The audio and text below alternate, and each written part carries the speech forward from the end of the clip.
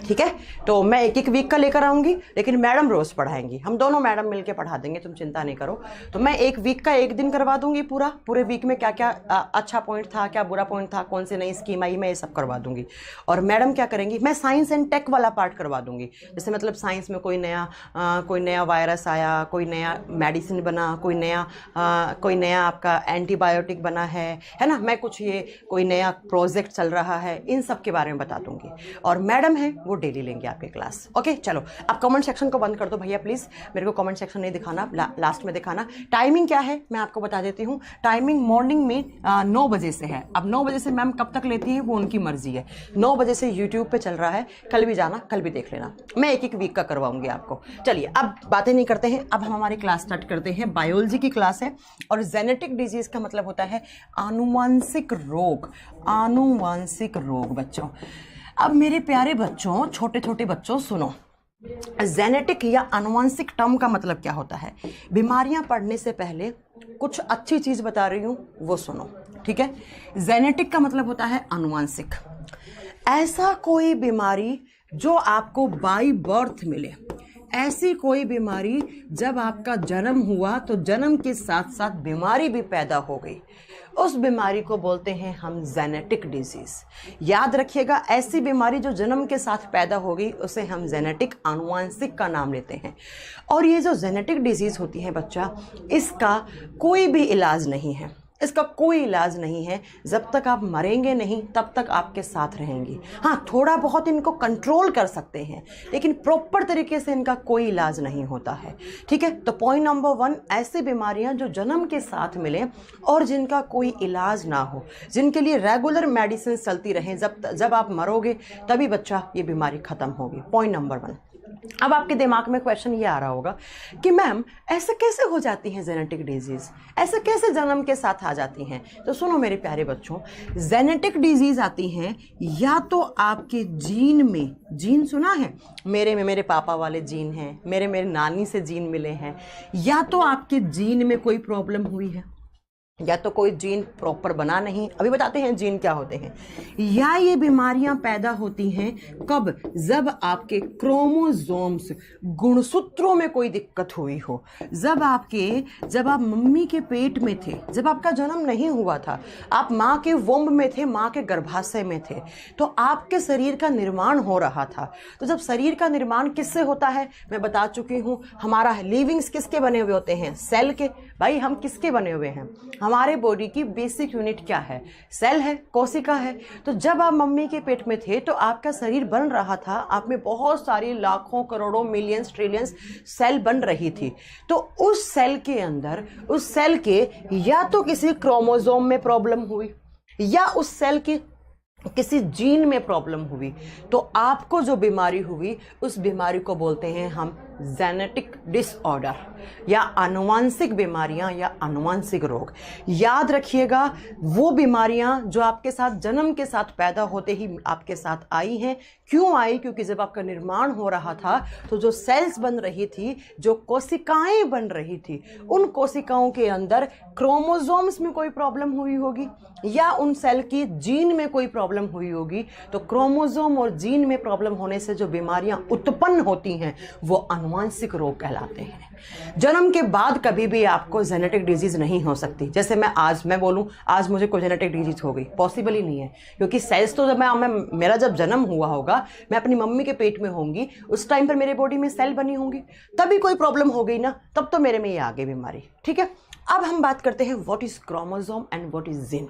इस बात पे थोड़ा सा डिस्कस करवाऊंगी। वैसे तो अलग से सेपरेट चैप्टर चलता है इसके लिए, लेकिन कुछ बातें आपको यहां पढ़नी पड़ेंगी। सुनो बच्चों, क्रोमोसोम्स क्या होते हैं? ऐसे हमारी सेल्स के अंदर थ्रेड लाइक कुछ स्ट्रक्चर्स होती हैं, धागे नुमा कुछ संरचनाएं होती हैं, और ये किसके बने हुए होते हैं? क्रोमोसोम्स बने हुए होते हैं डीएनए और प्रोटीन के। ये एग्जाम में बहुत बार क्वेश्चन आता है, इनफैक्ट यूपीएससी के एग्जाम का क्वेश्चन है। यूपीएससी में एक बार क्वेश्चन आया था बच्चा कि क्रोमोसोम, गुणसूत्र किसके बने हुए होते हैं? आप बताओगे डीएनए प्लस प्रोटीन के बने हुए होते हैं। तो ये जो क्रोमोसोम्स हैं ये धागे नुमा संरचनाएं होती हैं, थ्रेड लाइक स्ट्रक्चर्स होती हैं हमारे सेल के अंदर जो डीएनए और प्रोटीन की बनी हुई होती हैं। अब बच्चा एक पॉइंट मेरा ध्यान से सुनना, इन्हीं क्रोमोसोम्स के ऊपर होते हैं जीन। ऐसे बड लाइक स्ट्रक्चर होती है, छोटी छोटी ऐसे जो बालों में लगाते हैं बीड सी, उसके जैसी इन क्रोमोसोम्स के ऊपर लगे हुए होते हैं जीन। और इन जीन का काम क्या होता है, ये जीन जेनेटिक करैक्टर को एक जनरेशन से दूसरी जनरेशन में लेकर जाते हैं। ये जीन आनुवंशिक लक्षणों को एक पीढ़ी से दूसरी पीढ़ी में लेकर जाते हैं। जैसे मैंने बोला कि मेरी हाइट जो है वो मेरे पापा पे गई है, मेरे पापा भी लंबे थे और मैं भी लंबी हूँ, तो मेरे में मेरे पापा वाले जीन हैं। मतलब ये जो हाइट वाला जीन है वो मुझे पापा से मिला है। मैं मोटी हूँ, मेरी मम्मी मोटी है, तो मतलब जो मोटापा या कोई थायराइड या फिर कोई हार्मोन इम्बैलेंस की बीमारी है तो वो हर एक जीन, ऐसे सोच लो कि क्रोमोसोम्स जो होते हैं उनके ऊपर जीन लगे हुए होते हैं और ये जीन बहुत सारे आनुवंशिक लक्षणों को आगे से आगे ट्रांसफर करते हैं। अब वो आनुवंशिक लक्षण कुछ भी हो सकता है, आपकी आंखों का कलर, आपके बालों का कलर, आपकी हाइट या आपके शरीर का फिजिकल स्ट्रक्चर, है ना, ये सब हो सकते हैं। तो अब क्या होता है बच्चा, मेरी ध्यान से बात सुनना, ये जो क्रोमोसोम्स होते हैं ना, ये हमेशा पेयर्स में होते हैं, ये जोड़े में होंगे। कभी भी सिंगल क्रोमोसोम आपको नहीं दिखेगा। 2 होंगे, 4 होंगे, 6 होंगे, 8 होंगे, 10 होंगे, 12 होंगे, 14 होंगे, ऐसे होंगे। कभी आप ये नहीं सुनोगे कि किसी फलाना इंसान में 3 क्रोमोसोम है, ऐसा नहीं हो सकता है। तो याद रखिएगा, हमारी हर एक सेल के पास कुछ थ्रेड लाइक स्ट्रक्चर होती हैं, धागे नुमा संरचनाएं होती हैं और इन्हीं धागे नुमा संरचनाओं को हम क्रोमोसोम्स, गुणसूत्र बोलते हैं। और ये गुणसूत्र हमेशा जोड़ियों में पाए जाते हैं और ये गुणसूत्र डीएनए और प्रोटीन के बने हुए होते हैं और इन्हीं गुणसूत्रों के ऊपर जीन लगे हुए होते हैं। इतना पॉइंट आपको क्लियर हो गया। अब जब मैं हमारे बॉडी की बात करती हूँ, जब मैं ह्यूमन बॉडी की बात करती हूँ बच्चा, तो ह्यूमन बॉडी में एक सेल के पास, ध्यान से सुनना, ह्यूमन बॉडी में एक सेल में 23 पेयर्स ऑफ क्रोमोसोम्स होते हैं। कितने जोड़ी क्रोमोसोम्स हैं ह्यूमन बॉडी में, तो आप क्या बताएंगे बच्चा, 23 पेयर्स। और 23 पेयर्स का मतलब क्या हो गया, 23 जोड़े। और टोटल नंबर ऑफ क्रोमोसोम्स कितना है, 46। टोटल नंबर ऑफ क्रोमोसोम्स कितना हो गया, 46। अब इन क्रोमोसोम्स को मनुष्य के शरीर में कुल कितने जोड़ी गुणसूत्र पाए जाते हैं एक सेल के अंदर, 23 पेयर्स होते हैं। ठीक है, अब जितनी सेल्स हैं उतने ही हो जाएंगे बच्चा ये। ठीक है, अब बच्चा ये जो क्रोमोसोम्स होते हैं ना, इनको हम 2 कैटेगरी में डिवाइड करते हैं। इनको हम 2 कैटेगरी में डिवाइड करते हैं। कौन कौन सी, तो देखिए मेरे प्यारे बच्चों, एक होता है ऑटोसोम्स और हिंदी में इनको बोलते हैं ऑटोसोम, ऑटोसोम गुणसूत्र या ऑटोसोम गुणसूत्र। और दूसरा होता है एलोसोम, एलोसोम, एलोसोम और हिंदी में एलोसोम बोलते हैं। मैं ये क्यों बता रही हूँ, क्योंकि यही समझ में आ गया तो सारी की सारी जेनेटिक डिजीज़ पढ़ना आपके लिए बहुत आसान हो जाएगा। क्योंकि भैया क्रोमोसोम और जीन में प्रॉब्लम होने से ही तो जेनेटिक डिजीज़ पैदा होती हैं। तो हमें पहले पढ़ना होगा बच्चा कि व्हाट इज़ क्रोमोसोम। तो क्रोमोसोम 2 टाइप के होते हैं, एक होते हैं ऑटोसोम, एक होते हैं एलोसोम। अब सुनना मेरे प्यारे बच्चों ध्यान से, ऑटोसोम वो क्रोमोसोम्स होते हैं जो लड़का लड़की में कॉमन हो। जो लड़का लड़की में एक जैसे क्रोमोसोम्स हैं उनको हम ऑटोसोम बोलते हैं। Chromosomes that are same in male and female, वे गुणसूत्र जो लड़का और लड़की में एक जैसे होते हैं उन्हें ऑटोसोम बोलते हैं। कितने पेयर होते हैं, 22 पेयर, 22 जोड़ी क्रोमोसोम्स लड़का और लड़की के एक जैसे होते हैं। जब 22 जोड़ी हैं तो टोटल नंबर में कितने हो गए, 44 हो गए। तो 44 क्रोमोसोम्स लड़के का निकाल लो या लड़की का निकाल लो, एक जैसे दिखेंगे। अब एलोसोम्स क्या होते हैं, वो क्रोमोसोम्स जो लड़के के अलग होंगे, लड़की के अलग होंगे। Chromosomes that are different in male and female, वे गुणसूत्र जो लड़का और लड़की के अलग अलग होते हैं। और कितना पेयर, टोटल 23 है तो 22 यहाँ आ गया, तो कितना जोड़ी बचा, एक जोड़ी बचा। एक का मतलब टोटल कितने हो गए, 2 क्रोमोसोम। अब बच्चा ये अलग कैसे होते हैं, तो इस मेरी बात को ध्यान से सुनने की कोशिश करना कि एलोसोम, जब मैं बात करती हूँ मेल, मेल का मतलब लड़का, लड़के में होता है X, Y। लड़के में 44 तो इक्वल रहेगा, तो लड़के का शरीर का सेल कैसे बनता है, 44 प्लस X, Y से बनता है, ऐसे। तो ये लड़का है। ठीक है बच्चा। अब बच्चा लड़कियों में क्या होता है, लड़कियों में होता है 44 प्लस XX। लड़कियों के 2 एलोसोम होते हैं वो XX होते हैं और लड़कों के होते हैं वो XY होता है। तो जब लड़की का लिखेंगे तो हम कैसे लिखेंगे 44 प्लस XX और लड़के का लिखेंगे तो हम 44 प्लस XY लिखेंगे। तो ऑटोसोम्स वो क्रोमोसोम्स जो लड़का लड़की में एक जैसे, एलोसोम्स वो क्रोमोसोम्स जो लड़का लड़की के अलग अलग। अब मेरे प्यारे बच्चों नेक्स्ट सेंटेंस ध्यान से सुनना। सेक्स डिटरमाइंड कैसे होता है, होने वाला जो माँ के पेट में बच्चा है वो होने वाला बच्चा लड़का होगा या लड़की होगा, लड़का होगा या लड़की होगा, कैसे डिसाइड करते हैं, यही क्रोमोसोम्स करते हैं। माँ का उसमें कोई योगदान नहीं है, यही क्रोमोसोम्स करते हैं। कैसे करेंगे, देखो बच्चा चाहे लड़का हो चाहे लड़की हो 44 तो कॉमन रहेंगे भाई, लड़का लड़की 44 तो कॉमन रहेंगे। अब क्या होता है 44 तो आ गए, 44 के साथ पापा में मेल का मतलब क्या हो गया पापा, फीमेल का मतलब क्या हो गया मम्मी। तो ये मान लो पापा के X, Y हैं 2, मम्मी की XX है।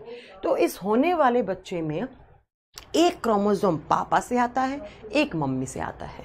तो मान लो पापा का आया X, यहाँ से X आया, मम्मी का भी आ गया X। तो मुझे बताओ जब 44 प्लस XX आ गया तो क्या बन गया, होने वाली जो बच्ची है वो क्या होगी, बेबी गर्ल होगी, वो लड़की होगी।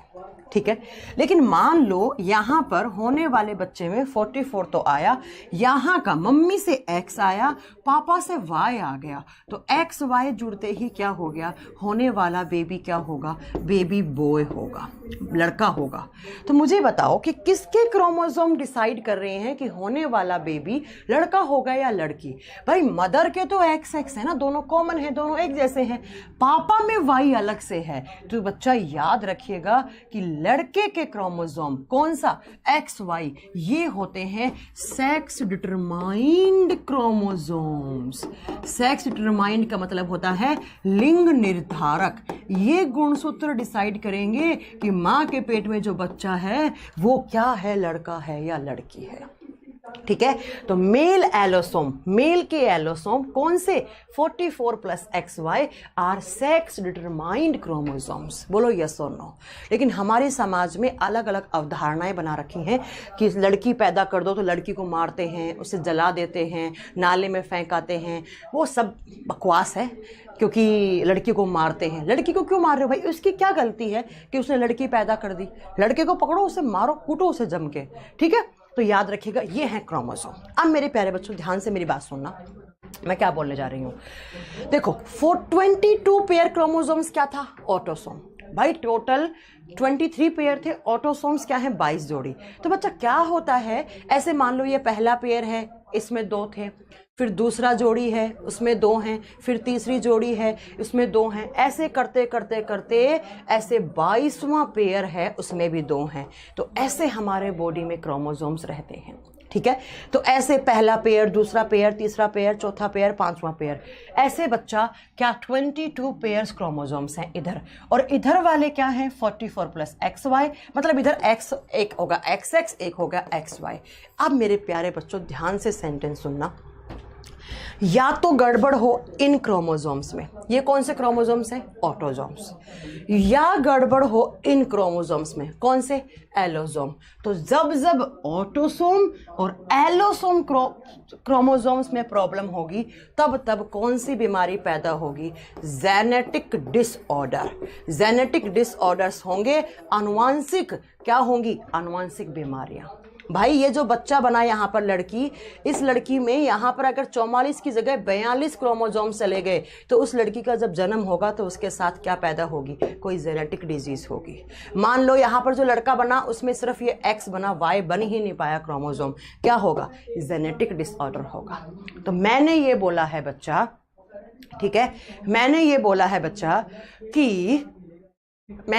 कि जब जब क्रोमोसोम्स में प्रॉब्लम होती है, जब जब गुणसूत्रों में दिक्कत होती है, चाहे वो ऑटोसोम हो चाहे वो एलोसोम हो, तब हमें क्या होती हैं, हमें जेनेटिक डिसऑर्डर्स होती हैं, आनुवंशिक बीमारियां होती हैं। बोलो यस और नो। अब मैं बताऊंगी कौन कौन सी और कैसे होते हैं। अगर मैं सीधी लिख देती हीमोफीलिया, आपको ये सारी रामगाथा समझ में नहीं आती तो आप कुछ नहीं कर पाते।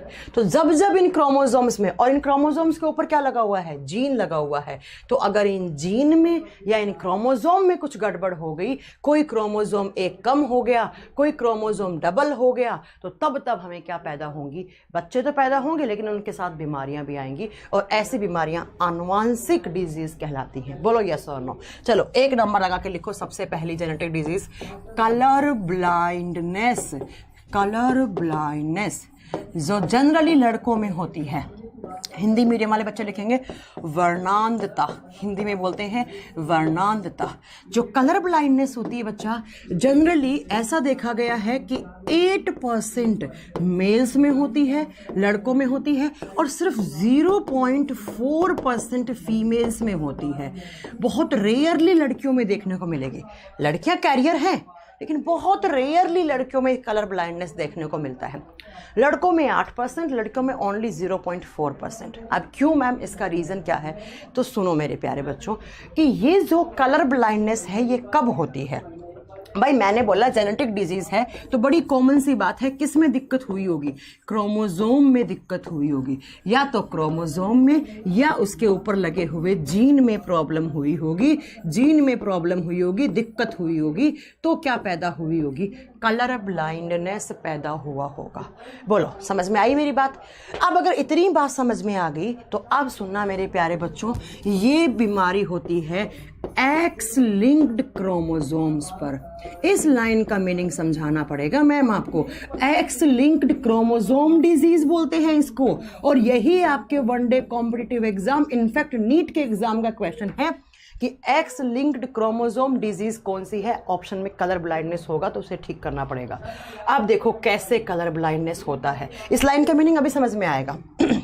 मैंने बोला जब क्रोमोसोम जीन में प्रॉब्लम होती है तो कलर ब्लाइंडनेस पैदा होता है, और इस बीमारी को हम x linked chromosome disease, x गुणसूत्र के कारण पैदा हुई बीमारी। अब कैसे? तो सुनो बच्चों, कलर कौन दिखाता है हमें? आंखें दिखाती हैं। इतना सुंदर ब्यूटीफुल वर्ल्ड है। आपको मेरे कुर्ते का कलर दिख रहा होगा, मेरे बालों का कलर दिख रहा होगा, मेरे मार्कर का कलर दिख रहा होगा, है ना। आंखों में क्या होती है मेरे प्यारे बच्चों? 2 सेल्स होती हैं, एक होती हैं कॉन सेल्स, एक होती हैं rod cells. Cone cells, rod cells, इसको भूल जाओ रोड सेल्स को। कॉन सेल्स की बात सुनो, सी से कॉन और सी से कलर। ये जो सेल है, ये सेल हमें कलर दिखाती हैं। इतनी रंगीन दुनिया है, ये रंगीन दुनिया आप कॉन सेल्स की वजह से देख पा रहे हो। अब क्या होता है बच्चा, ये जो कॉन सेल्स हैं, जब बच्चा बन रहा है माँ के पेट में, चाहे वो लड़का हो, जनरली लड़कों में ही होती है बीमारी, ये लड़कियां बस कैरियर होती हैं इसकी। तो उस लड़के के अंदर जो कॉन सेल्स बनी उसकी आंखों के अंदर, उनको जो कॉन सेल्स हमें कलर दिखाती हैं, उन कॉन सेल्स के क्रोमोसोम में या उसके जीन में प्रॉब्लम हो गई। तो बताओ क्या पैदा हो गया? कलर ब्लाइंडनेस पैदा हो गया। अब कैसे प्रॉब्लम होती है वो सुनो। होता क्या है बच्चा, मैंने बोला लड़कों में ज़्यादा देखी जाती हैं, तो लड़कों में, लड़की में 44 क्रोमोसोम्स तो कॉमन है, मुझे बताने की ज़रूरत ही नहीं है।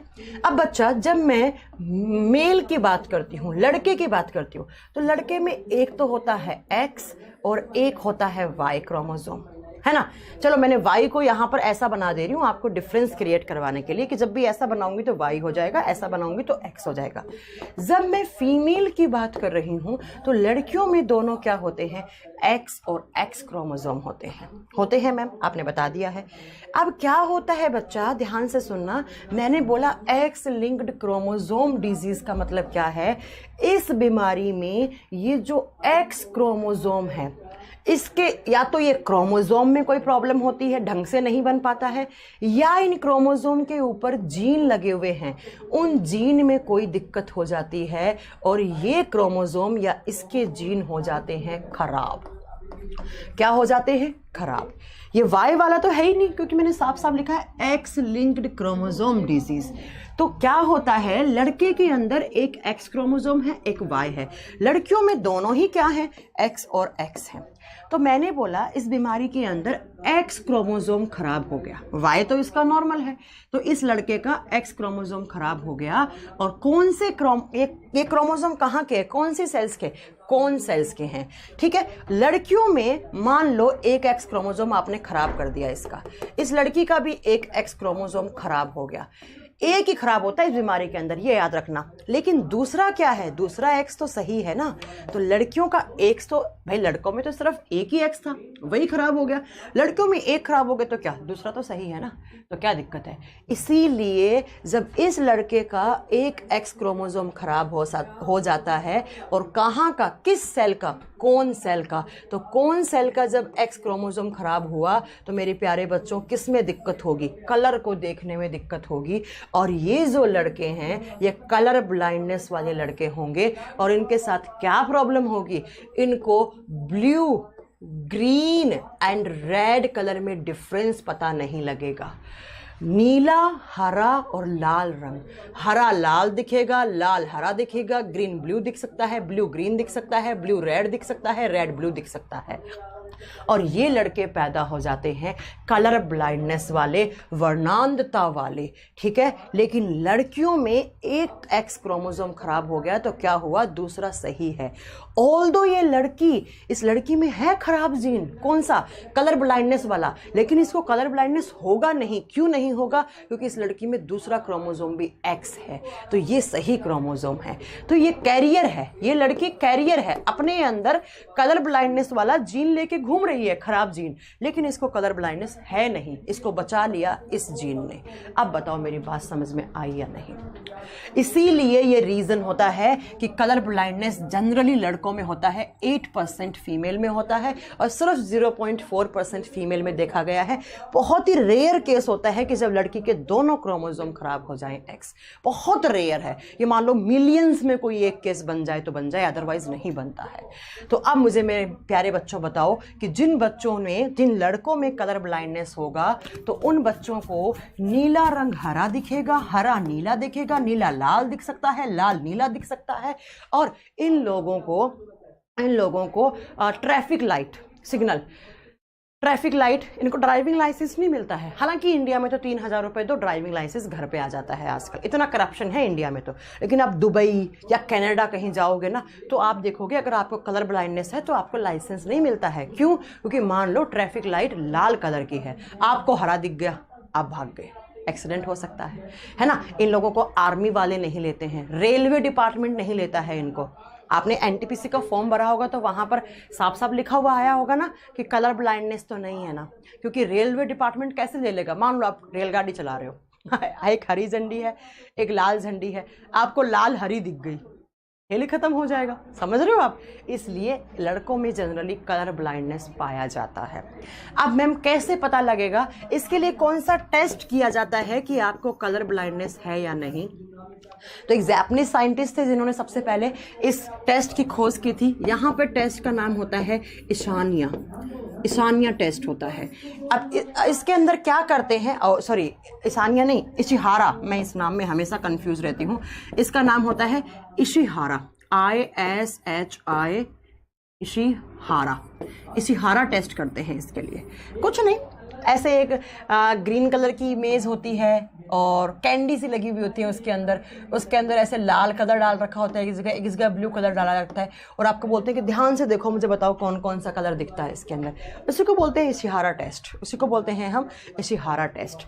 और ये इशिहारा टेस्ट जापानीज साइंटिस्ट ने सबसे पहले परफॉर्म किया था, तो उनके नाम पर ही पड़ा है इशिहारा टेस्ट। तो एग्जाम में कैसे क्वेश्चन आएगा, सुनो बच्चों। कलर ब्लाइंडनेस में कौन सी सेल्स में दिक्कत होती है, कौन सेल्स में दिक्कत होती है, कौन कौन से कलर में, primary colour blue, green, red colour में दिक्कत होती है। अब आपसे पूछा जाएगा कि यहाँ पर कौन से क्रोमोसोम में प्रॉब्लम हुई है। बच्चों ध्यान से आंसर देना, एलोसोम में प्रॉब्लम है या ऑटोसोम में। अरे भाई ऑटोसोम तो 22 पेयर होते हैं, वो तो कॉमन है। यहाँ पर एलोसोम में दिक्कत हुई, और एलोसोम के कौन से क्रोमोसोम में, एक्स क्रोमोसोम में, तो मैं क्या बोलूँगी इसको, एक्स लिंक्ड क्रोमोसोम डिजीज। एक क्वेश्चन ये बनता है, दूसरा क्वेश्चन ये बनता है, तीसरा ये बनता है और चौथा ये बनता है। कौन सा टेस्ट करते हैं? इशिहारा टेस्ट करते हैं। इससे ज़्यादा कोई भी, अब इस बीमारी का कोई इलाज नहीं है, ठीक है। मैम मेरे एक दोस्त को कलर ब्लाइंडनेस है, हाँ हो सकता है, कोई बड़ी बात नहीं है, इसका कोई इलाज नहीं है, क्योंकि मैं पहले ही आपको बता चुकी हूँ colour blindness is a genetic disorder, और जेनेटिक डिसऑर्डर का कोई भी इलाज नहीं होता है। आप जब मरोगे तो आपके साथ ही बीमारी खत्म होगी, ठीक है मेरे प्यारे बच्चों। तो एक्स क्रोमोसोम में प्रॉब्लम होने से हुई है, और एक्स और वाई किस टाइप के क्रोमोसोम्स होते हैं अब ये नहीं बताऊंगी, थोड़ी देर पहले बताया था। एक्स और वाई कौन से होते हैं? एलोसोम होते हैं। तो ये बीमारी किस प्रकार की हुई? एलोसोम डिसऑर्डर हुआ है ये, ठीक है, एलोसोम डिसऑर्डर हुआ है।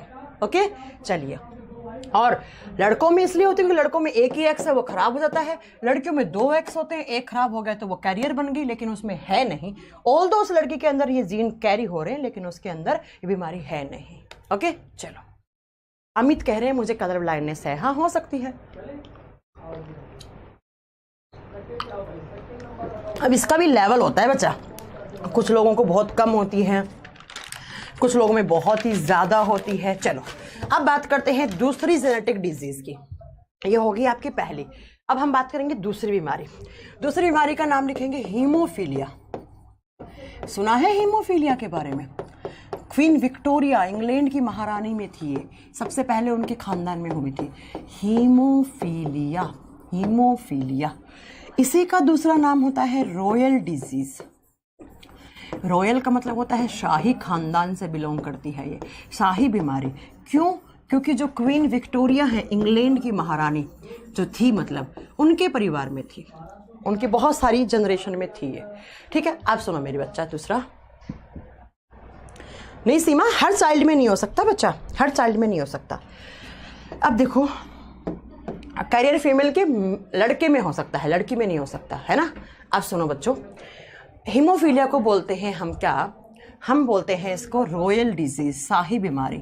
और ये क्वीन विक्टोरिया इंग्लैंड की जो महारानी थी, क्योंकि उनके खानदान में तो ना बुआ के लड़के से इनसे शादी हो जाती थी महारानी विक्टोरिया के खानदान में, कि बुआ के लड़के से, मामा के लड़के से, ऐसे। तो उनके परिवार में बहुत सारे केसेस देखने को मिले, तो वहीं से इनका नाम पड़ा है रॉयल डिजीज। अब ये बीमारी कैसी है? ये बीमारी भी होती है एक्स लिंक्ड क्रोमोसोम डिसऑर्डर। अरे मैम थोड़ी देर पहले भी आपने बोला था एक्स लिंक्ड क्रोमोसोम डिसऑर्डर, और ये भी आप बता रही हो एक्स लिंक्ड क्रोमोसोम डिसऑर्डर। बिल्कुल एक्स लिंक्ड क्रोमोसोम डिसऑर्डर है, लेकिन मेरे प्यारे बच्चों उस एक्स क्रोमोसोम में प्रॉब्लम हुई, कलर ब्लाइंडनेस वाला, तो वो कहाँ का था? आँख का था बच्चों। वो कहाँ का था? आँख का था।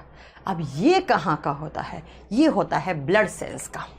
ये क्रोमोसोम है ब्लड सेल्स का, और ब्लड सेल्स का मतलब है रुधिर कोशिकाओं का। हमारे ब्लड के अंदर जो सेल्स हैं, उन सेल्स के अंदर जो एक्स क्रोमोसोम है, जब उनमें प्रॉब्लम होती है तो अलग टाइप के करैक्टर देखने को मिलेंगे, अलग टाइप के लक्षण देखने को मिलेंगे, और वहाँ पर हीमोफीलिया बीमारी पैदा होती है।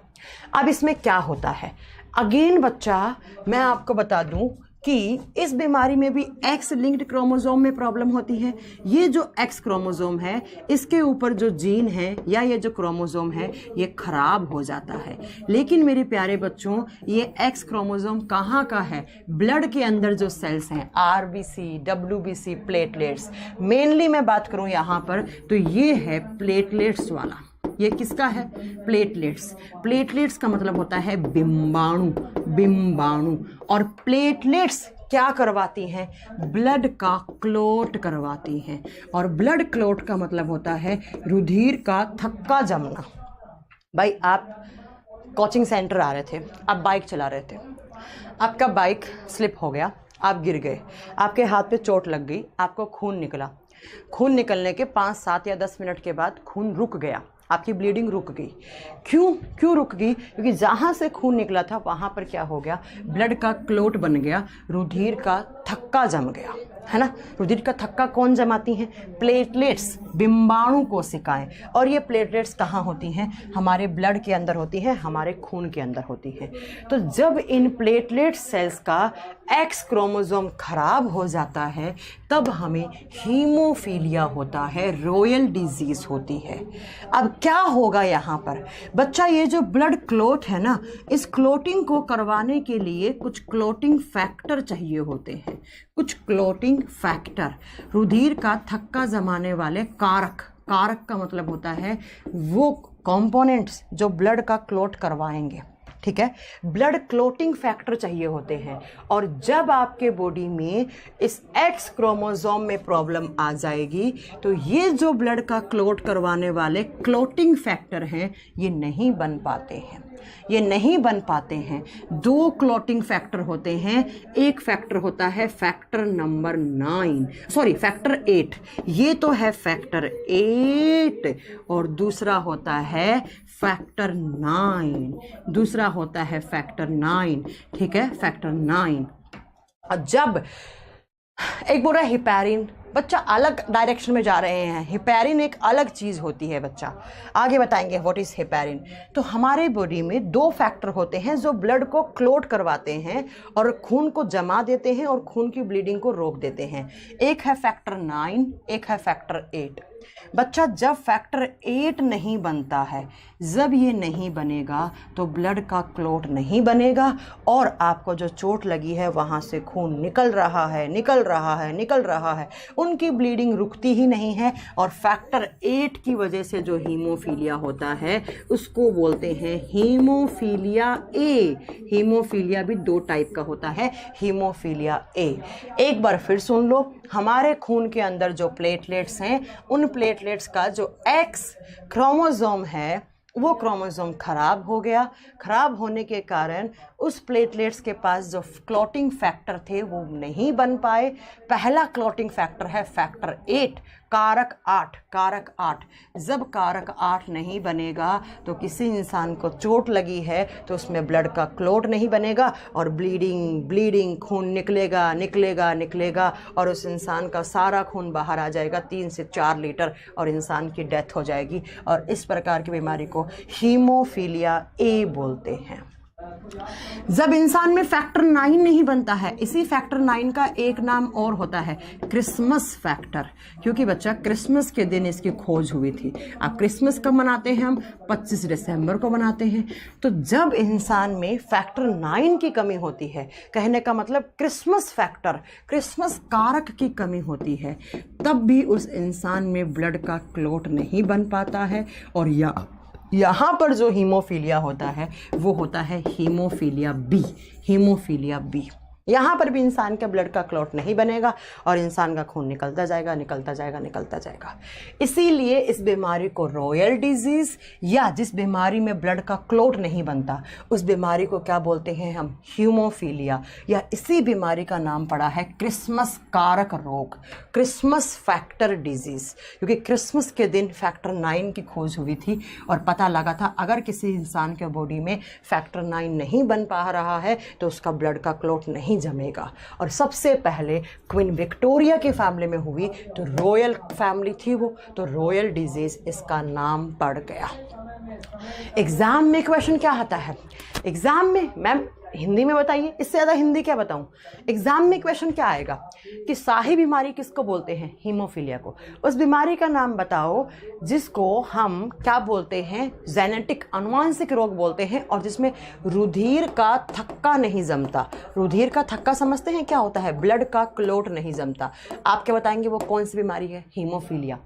और बच्चा हीमोफीलिया में क्या होता है? प्लेटलेट्स का एक्स क्रोमोसोम खराब हो जाता है और क्लॉटिंग फैक्टर नहीं बनते हैं, रुधिर का थक्का जमाने वाले कारक नहीं बनते हैं। अगर फैक्टर 8 की कमी हुई तो हीमोफीलिया ए, फैक्टर 9 की कमी हुई तो हीमोफीलिया बी। खत्म खत्म खत्म। दो बीमारी पढ़ ली। एक्स लिंक्ड क्रोमोसोम्स हैं दोनों, याद रखना। कौन सा? बच्चा फैक्टर 8 है वो अलग ब्लड क्लॉटिंग की रिएक्शन करवाता है, फैक्टर 9 अलग करवाता है। इतना आप छोड़ दीजिए, ठीक है, इतना आपको बीच में इनमें डिफरेंस नहीं पढ़ना है। बच्चा सुन लो, एक होता है फैक्टर 8, एक होता है 9, ये अलग काम करवाएगा, कुछ प्रोटीन होते हैं उनको एक्टिवेट करवाता है। तो केमिकल रिएक्शन होती है 3, वो ब्लड वाले चैप्टर पढ़ाऊंगी मैं आपको। तो ये दूसरी रिएक्शन करवाता है, ये तीसरी करवाता है, ये डिफरेंस है इसके अंदर, बाकी कुछ नहीं है। चलो, तो दोनों बीमारियां कैसी थी मैम? दोनों बीमारियां थी आपकी क्या, आप बताओ? Allosome disorder. भाई एक्स क्रोमोसोम्स किस में आते हैं? एलोसोम में। अब नेक्स्ट बीमारी लिखेंगे आप सिकल सेल अनीमिया। नेक्स्ट लिखेंगे हम sickle, SCKILE, sickle cell anaemia. ओहो, मैं क्या हो जाता है कभी कभी, मैं स्पेलिंग क्यों भूल जाती हूँ, दिमाग कभी कभी मेरा काम नहीं करता है। Sickle cell anaemia. अनीमिया क्या होता है मेरे प्यारे बच्चों? खून की कमी होता है। अब सिकल का मतलब क्या होता है? सिकल का मतलब होता है हसिया। हसिया समझते हैं? कुछ ऐसा इंस्ट्रूमेंट होता है जिससे हम घास काटते हैं, होता है ना, जिससे हम घास काटते हैं, उसी को बोलते हैं इंग्लिश में शिकल या हसिया। खून की कमी। अब ये बीमारी कैसी है? सबसे पहला, ये जो बीमारी है वो ऑटोसोमल डिजीज है, ये ऑटोसोमल डिजीज है। अब ऑटोसोमल का मतलब क्या है मेरे प्यारे बच्चों, बताओ जरा। ऑटोसोम रोग है, कहने का मतलब क्या हो गया? ऑटोसोम वो होते हैं जो लड़का लड़की दोनों में कॉमन है। तो ये बीमारी लड़के में भी उतने ही परसेंट में होगी और लड़की में भी उतने ही परसेंट में होगी, दोनों में इक्वल परसेंटेज में हो सकती है, ठीक है, क्योंकि ऑटोसोम डिजीज है ये। अब क्या होता है इस बीमारी में, वो सुनो बच्चा। देखो इस बीमारी में क्या होता है, आप जानते हैं हमारे बॉडी में ब्लड होता है, हाँ जी मैम होता है, सब जानते हैं ये बात। खून होता है, खून का लाल रंग होता है। खून किस कलर का है? लाल रंग का है। लाल रंग खून को कौन देता है? हीमोग्लोबिन। नाम सुना है? नहीं सुना? आगे बहुत डिटेल में पढ़ाएंगे आपको। नहीं सुना कोई बात नहीं, फिलहाल ये सुन लो कि हमारे बॉडी में 4 से 5 लीटर ऑन एन एवरेज खून होता है और उस खून का लाल रंग कौन देता है? हीमोग्लोबिन देता है। अब मेरे प्यारे बच्चों एक बात ये भी जानते होंगे, हमारे खून में लोहा होता है, आयरन होता है। होता क्या है बेसिकली, ध्यान से सुनना। ऐसे एक हीमोग्लोबिन, ऐसे नहीं, आप ऐसे समझो कि ऐसे बच्चा हीमोग्लोबिन में ये 4 आयरन कंपाउंड होते हैं। ये 4 हैं, इसमें भी आयरन है, हिम है, ये आयरन है, आयरन है। हीमोग्लोबिन 2 चीज़ों से मिलकर बना हुआ है। देखो जब मैं हीमोग्लोबिन शब्द को तोड़ूंगी ना, तो एक बनेगा हिम, एक बनेगा ग्लोबिन। ध्यान से सुनना, ये जो हिम है इसके अंदर होता है आयरन, लोहा, आयरन कंपाउंड, लोहे का यौगिक। और ये जो ग्लोबिन है वो होता है प्रोटीन। प्रोटीन तो पूछ ले हीमोग्लोबिन में कौन सा प्रोटीन है? Globin protein. कौन सा धातु है? लोहा धातु, आयरन यौगिक होता है। तो ये क्या है? चारों आयरन है। एक हीमोग्लोबिन की स्ट्रक्चर बना रही हूं मैं आपको, ठीक है। ये 4 आयरन है। अब इन चारों आयरनों से प्रोटीन जुड़े हुए होते हैं। और मेरे प्यारे बच्चों, प्रोटीन किसके बने हुए होते हैं? स्कूल से पढ़ते आ रहे हैं। Proteins are made up of amino acid, amino अम्ल के बने हुए होते हैं। जब 20 एमिनो एसिड ऐसे जुड़ते हैं ऐसे, तो एक प्रोटीन बनता है बच्चों, ऐसे। प्रोटीन एक अमीनो अम्ल की बहुत लंबी सी चेन होती है। ए का मतलब है अमीनो अम्ल, अमीनो एसिड। तो मैम ने क्या बताया, सिकल सेल एनीमिया क्या होता है वो सुनो। मैंने बोला यहाँ तक कि ये एक ऑटोसोम डिजीज है, ये लड़का लड़की दोनों में हो सकती है। ये लड़का लड़की दोनों में, अरे भाई करंट क्यों मार रहा है ये, लड़का लड़की दोनों में हो सकती है, ठीक है। अब सुनो मेरे बच्चा, क्या मैंने बोला कि बीमारी क्या है वो समझा रही हूँ मैं। हमारे बॉडी में खून है, खून में हीमोग्लोबिन है, हीमोग्लोबिन में एक होता है हिम, हिम होता है आयरन कंपाउंड, ग्लोबिन होता है प्रोटीन, और प्रोटीन किसके बने होते हैं? अमीनो एसिड की। तो ये हिम वाला पार्ट है जिसमें आयरन है। अब इस हिम वाले पार्ट से ऐसे लंबी लंबी प्रोटीन की चेन बनी हुई होती है, लंबी लंबी ऐसे प्रोटीन की चेन। और प्रोटीन की चेन क्या होती है, किसकी बनी होती है? Amino acid. और बताओ कितने अमीनो एसिड? 20 amino acid. इन अमीनो अम्ल की प्रॉपर एक क्या होती है बच्चा? एक पोजीशन होती है। मान लो यहाँ पर ग्लूटामिक अमीनो एसिड होगा, यहाँ पर वेलाइन होगा, यहाँ पर वेनोस होगा, ऐसे बहुत सारे अमीनो एसिड होते हैं, आप इतना भूल जाओ। तो मैंने बोला ऐसे हीमोग्लोबिन है, इस हीमोग्लोबिन में अंदर की साइड आयरन है, बाहर ऐसे चेन बनी हुई है अमीनो एसिड की। तो ये जो अमीनो एसिड की चेन होती है ना, इस अमीनो एसिड की चेन में अमीनो एसिड की पोजीशन चेंज हो जाती है, पोजीशन चेंज हो जाती है। मान लो यहाँ पर कोई ए नाम का, मैं एग्जांपल दे रही हूँ, ए नाम का अमीनो एसिड था, वो होना चाहिए था, यहाँ पर बी होना चाहिए था, यहाँ पर सी होना चाहिए था। लेकिन उस बच्चे के अंदर कुछ ऐसा चेंज हुआ, उसके जीन में, उसके क्रोमोसोम में कोई ऐसा चेंज हुआ कि ए वाला बी की जगह चला गया, बी वाला सी की जगह चला गया। और जब ऐसा होता है, जब इस हीमोग्लोबिन से लगे हुए प्रोटीन की जो चेन है उस पर लगे हुए अमीनो अम्ल की पोजीशन चेंज हो जाती है, ए वाले की जगह पर बी, बी वाले की जगह पर सी।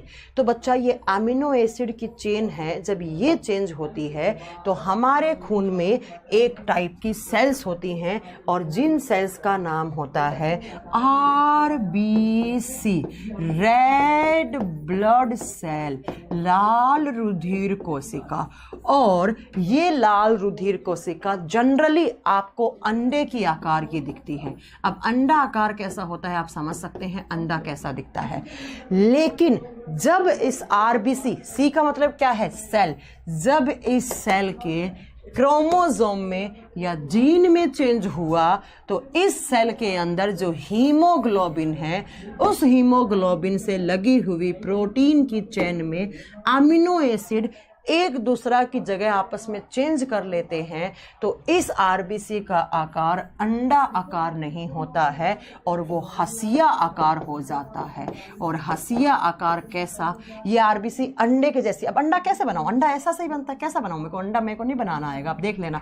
ऐसी सी थी मान लो, लेकिन वो ऐसी नहीं है, अब वो ऐसी हो गई, चपटी हो गई, हसिये के आकार की जैसी हो गई। ठीक है, तो इस बीमारी को बोलते हैं सिकल सेल अनीमिया। और ये RBC आपस में ऐसे चिपकने लग जाती हैं, एक RBC, दूसरा RBC, तीसरा RBC। और जब RBC ऐसे आपस में हसिया आकार की हो जाएंगी, RBC का आकार बदल गया। और जब RBC का आकार बदल जाता है तो इन बच्चों में खून की कमी भी हो जाती है। और खून की कमी को बोलते हैं हम क्या, अनीमिया, अनीमिया। तो ऐसे बच्चों में क्या लक्षण देखने को मिलेंगे, सुनो मेरे प्यारे बच्चों, इन बच्चों में जनरली खून की कमी होती है, अनीमिया होता है। पहली बात, इनका खून बार बार चेंज करना पड़ता है। दूसरा, इन बच्चों में ऑक्सीजन की कमी रहती है, हाँफ जाते हैं, सांस नहीं ले पाते हैं प्रॉपर। 4-5 सीढ़ियाँ चढ़ेंगे, क्योंकि बच्चा RBC का काम होता है। RBC का काम क्या होता है, ऑक्सीजन को ट्रांसपोर्ट करना, है ना, ऑक्सीजन को ट्रांसपोर्ट करना। तो ऑक्सीजन ट्रांसपोर्ट नहीं हो पाता है। और इन बच्चों में ये क्या चाहिए, क्यों, तो ये वाला क्यों बंद करवा रहे हो, तो उसे बोल दो भी ये मत करो, सामने वाला कर लो, टीचर पढ़ा रहा है ना अभी। और वो भी हो गया, और वो अंदर वाला भी हो गया। तो सब लोग 10 मिनट आराम करें अभी। कितने सर की क्लास कितने बजे छूटेगी, ये वाला करवा दो अभी, मेरे वाला करवा दो, कोई बात नहीं, मैं गर्मी में रह लूँगी, कोई दिक्कत नहीं है, मेरे वाला करवा दो, बोल दो, ठीक है। तो अब मेरे प्यारे बच्चों सुनो क्या हो गया यहाँ पर, टीचर को डिस्टर्ब मत करो, पढ़ा रहा है। देखो क्या हुआ, एग्जाम में क्वेश्चन कैसा आएगा, मेरी बात ध्यान से सुनना, एक बार फिर रिपीट कर रही हूँ, ठीक है। सिकल सेल एनीमिया क्या होता है, वो अनेमिया, वो खून की कमी जिसमें RBC का आकार बदल जाता है। RBC का आकार होना चाहिए था अंडा आकार, लेकिन RBC के अंदर जो हीमोग्लोबिन होता है, जिस हीमोग्लोबिन में ग्लोबिन प्रोटीन की चेन है, उसमें अमीनो एसिड होते हैं और वो अमीनो एसिड की पोजीशन चेंज हो जाती है। जब अमीनो एसिड की पोजीशन चेंज होने से RBC का आकार अंडा आकार नहीं होकर ऐसे हसिया आकार, या बच्चा कभी कभी बुक्स में लिखा होता है हाफ मून, आधे चांद के जैसा, हाँ तो चांद आधा ऐसे तो दिखता है, उसके जैसे आकार हो जाता है। और जनरली इन बच्चों में खून की कमी और ऑक्सीजन की कमी रहती है और इनको बार बार उनका खून चेंज करना पड़ता है। और इसी को बोलते हैं हम क्या, इसी को बोलते हैं सिकल सेल अनीमिया। और ये बचपन से ही थी, ठीक है, बचपन से ही आपके साथ आएगी। अब मुझे बताओ बच्चा, यहाँ पर क्या चेंज हुआ है, यहाँ पर हीमोग्लोबिन की क्वालिटी चेंज होगी। भाई क्वालिटी का मतलब समझते हो कि इसका जो अमीनो एसिड की चेन थी वो चेंज हो गई। ठीक है। तो ये एक बीमारी, ये नीट के एग्जाम का क्वेश्चन है, नीट में ये आएगा। नीट वाले बच्चे सुन लो ध्यान से, ये एक क्वालिटेटिव डिसऑर्डर है। यहाँ पर क्वालिटी चेंज हो रही है, क्वांटिटी चेंज नहीं हो रही, क्वांटिटी इतनी ही रहेगी, ठीक है। क्वालिटेटिव एग्जाम वो है, ठीक है। अब सुनो बच्चा, एग्जाम में क्वेश्चन कैसा आएगा, वो कौन सी बीमारी है जो जेनेटिक है और जिसमें आरबीसी का आकार चेंज हो जाता है। तो क्या बताओगे, सिकल सेल एनीमिया। कैसा हो जाता है, सिकल के जैसा या आधे चांद के जैसा। तो ये एग्जाम में क्वेश्चन आते हैं। चलो अब नेक्स्ट बीमारी पे चलते हैं, थैलेसेमिया। नेक्स्ट बीमारी है, नेक्स्ट है थैलेसेमिया। थैलेसेमिया भी क्या होता है, खून की कमी होता है। लेकिन ये खून की कमी कैसे होगी, वहां पर भी खून की कमी हुई थी लेकिन वहां पर आरबीसी का आकार बदला था। अब यहां पर क्या होता है बच्चा, यहां पर जो ग्लोबिन प्रोटीन है, भाई हीमोग्लोबिन है खून के अंदर, ये भी खून में ही होती है, हीमोग्लोबिन है, और यहां पर ये जो ग्लोबिन है इसका आकार नहीं बदलेगा, ना ही इसके अमीनो एसिड चेंज होंगे। ये ग्लोबिन या तो बहुत कम बनेगा या बहुत ज़्यादा बनेगा। तो कहने का मतलब है कि यहाँ पर हीमोग्लोबिन है वो या तो कम बनेगा या बहुत ज़्यादा बनेगा। और इस बीमारी के अंदर क्या होता है, एक रीज़न तो है हीमोग्लोबिन कम बन जाता है, जनरली कम ही बनता है, ज़्यादा नहीं बनता है। तो जब हीमोग्लोबिन कम है तो आप समझ सकते हैं, कम है तो कम है मतलब अनीमिया है, खून की कमी है। भाई खून का मतलब ही होता है हीमोग्लोबिन, ये समझ लो। तो थैलेसेमिया वाले बच्चों में क्या होता है, हीमोग्लोबिन में अमीनो एसिड की पोजीशन चेंज नहीं होती है, बस अमीनो एसिड जो हीमोग्लोबिन है उसकी संख्या कम हो जाती है, और जितने कम हीमोग्लोबिन उतना ही कम खून होता है। तो इन बच्चों में खून की कमी रहेगी। एक रीज़न तो ये होता है थैलेसेमिया वालों में। दूसरा बच्चा, थैलेसेमिया कब होता है, आरबीसी है, आरबीसी, सी का मतलब क्या होता है, सेल। और ये जो सेल है इनका जीवन काल कितना होता है, जो आरबीसी होती है इनका जीवन काल होता है 120 दिन का। मतलब आरबीसी बनेंगी और 120 दिन अपना काम करेंगी, फिर मर जाएंगी, फिर बनेंगी, फिर मर जाएंगी, फिर बनेंगी। लेकिन थैलेसेमिया वाले बच्चों में आरबीसी का जीवन काल कम हो जाता है, 50 से 60 दिन का हो जाता है। भाई आरबीसी बनी थी और 120 दिन काम करना था, लेकिन बन के 50-60 दिन में ही मर गई, बनी मरी बनी मरी बनी बनी तो बनी मरी। तो बताओ आरबीसी की कमी, और आरबीसी की कमी मतलब हीमोग्लोबिन की कमी, और हीमोग्लोबिन के मतलब खून की कमी, और इन बच्चों को थैलेसेमिया वाले बच्चे बोलते हैं। तो अब एग्जाम में कैसे क्वेश्चन आएगा, एग्जाम में क्वेश्चन आएगा कि आरबीसी का आकार बदलने से कौन सी बीमारी हुई थी, सिकल सेल अनीमिया। वो भी क्या था, एक आनुवांशिक रोग, और ये भी क्या है, एक आनुवांशिक रोग है थैलेसेमिया। थैलेसेमिया में बच्चा आरबीसी की क्वालिटी चेंज नहीं हो रही है, आरबीसी की क्वांटिटी कम हो रही है। तो ये एक क्वांटिटेटिव डिसऑर्डर है, संख्या कम हो जाती है आरबीसी की, और दूसरा हेमोग्लोबिन की संख्या या फिर आरबीसी का जीवन काल घट जाएगा। एग्जाम में कैसे क्वेश्चन आएगा, हीमोग्लोबिन की मात्रा कम बनने पर या आरबीसी का जीवन काल कम होने पर कौन सा जेनेटिक डिसऑर्डर होता है, थैलेसेमिया। क्यों हुआ, क्योंकि सेल के अंदर जो क्रोमोसोम था या जीन था उसमें चेंज आ गया, और सेल के अंदर क्रोमोसोम और जीन में चेंज आता है तो क्या पैदा होते हैं, आनुवांशिक रोग होते हैं। तो यहां पर कौन सा आनुवांशिक रोग, थैलेसेमिया।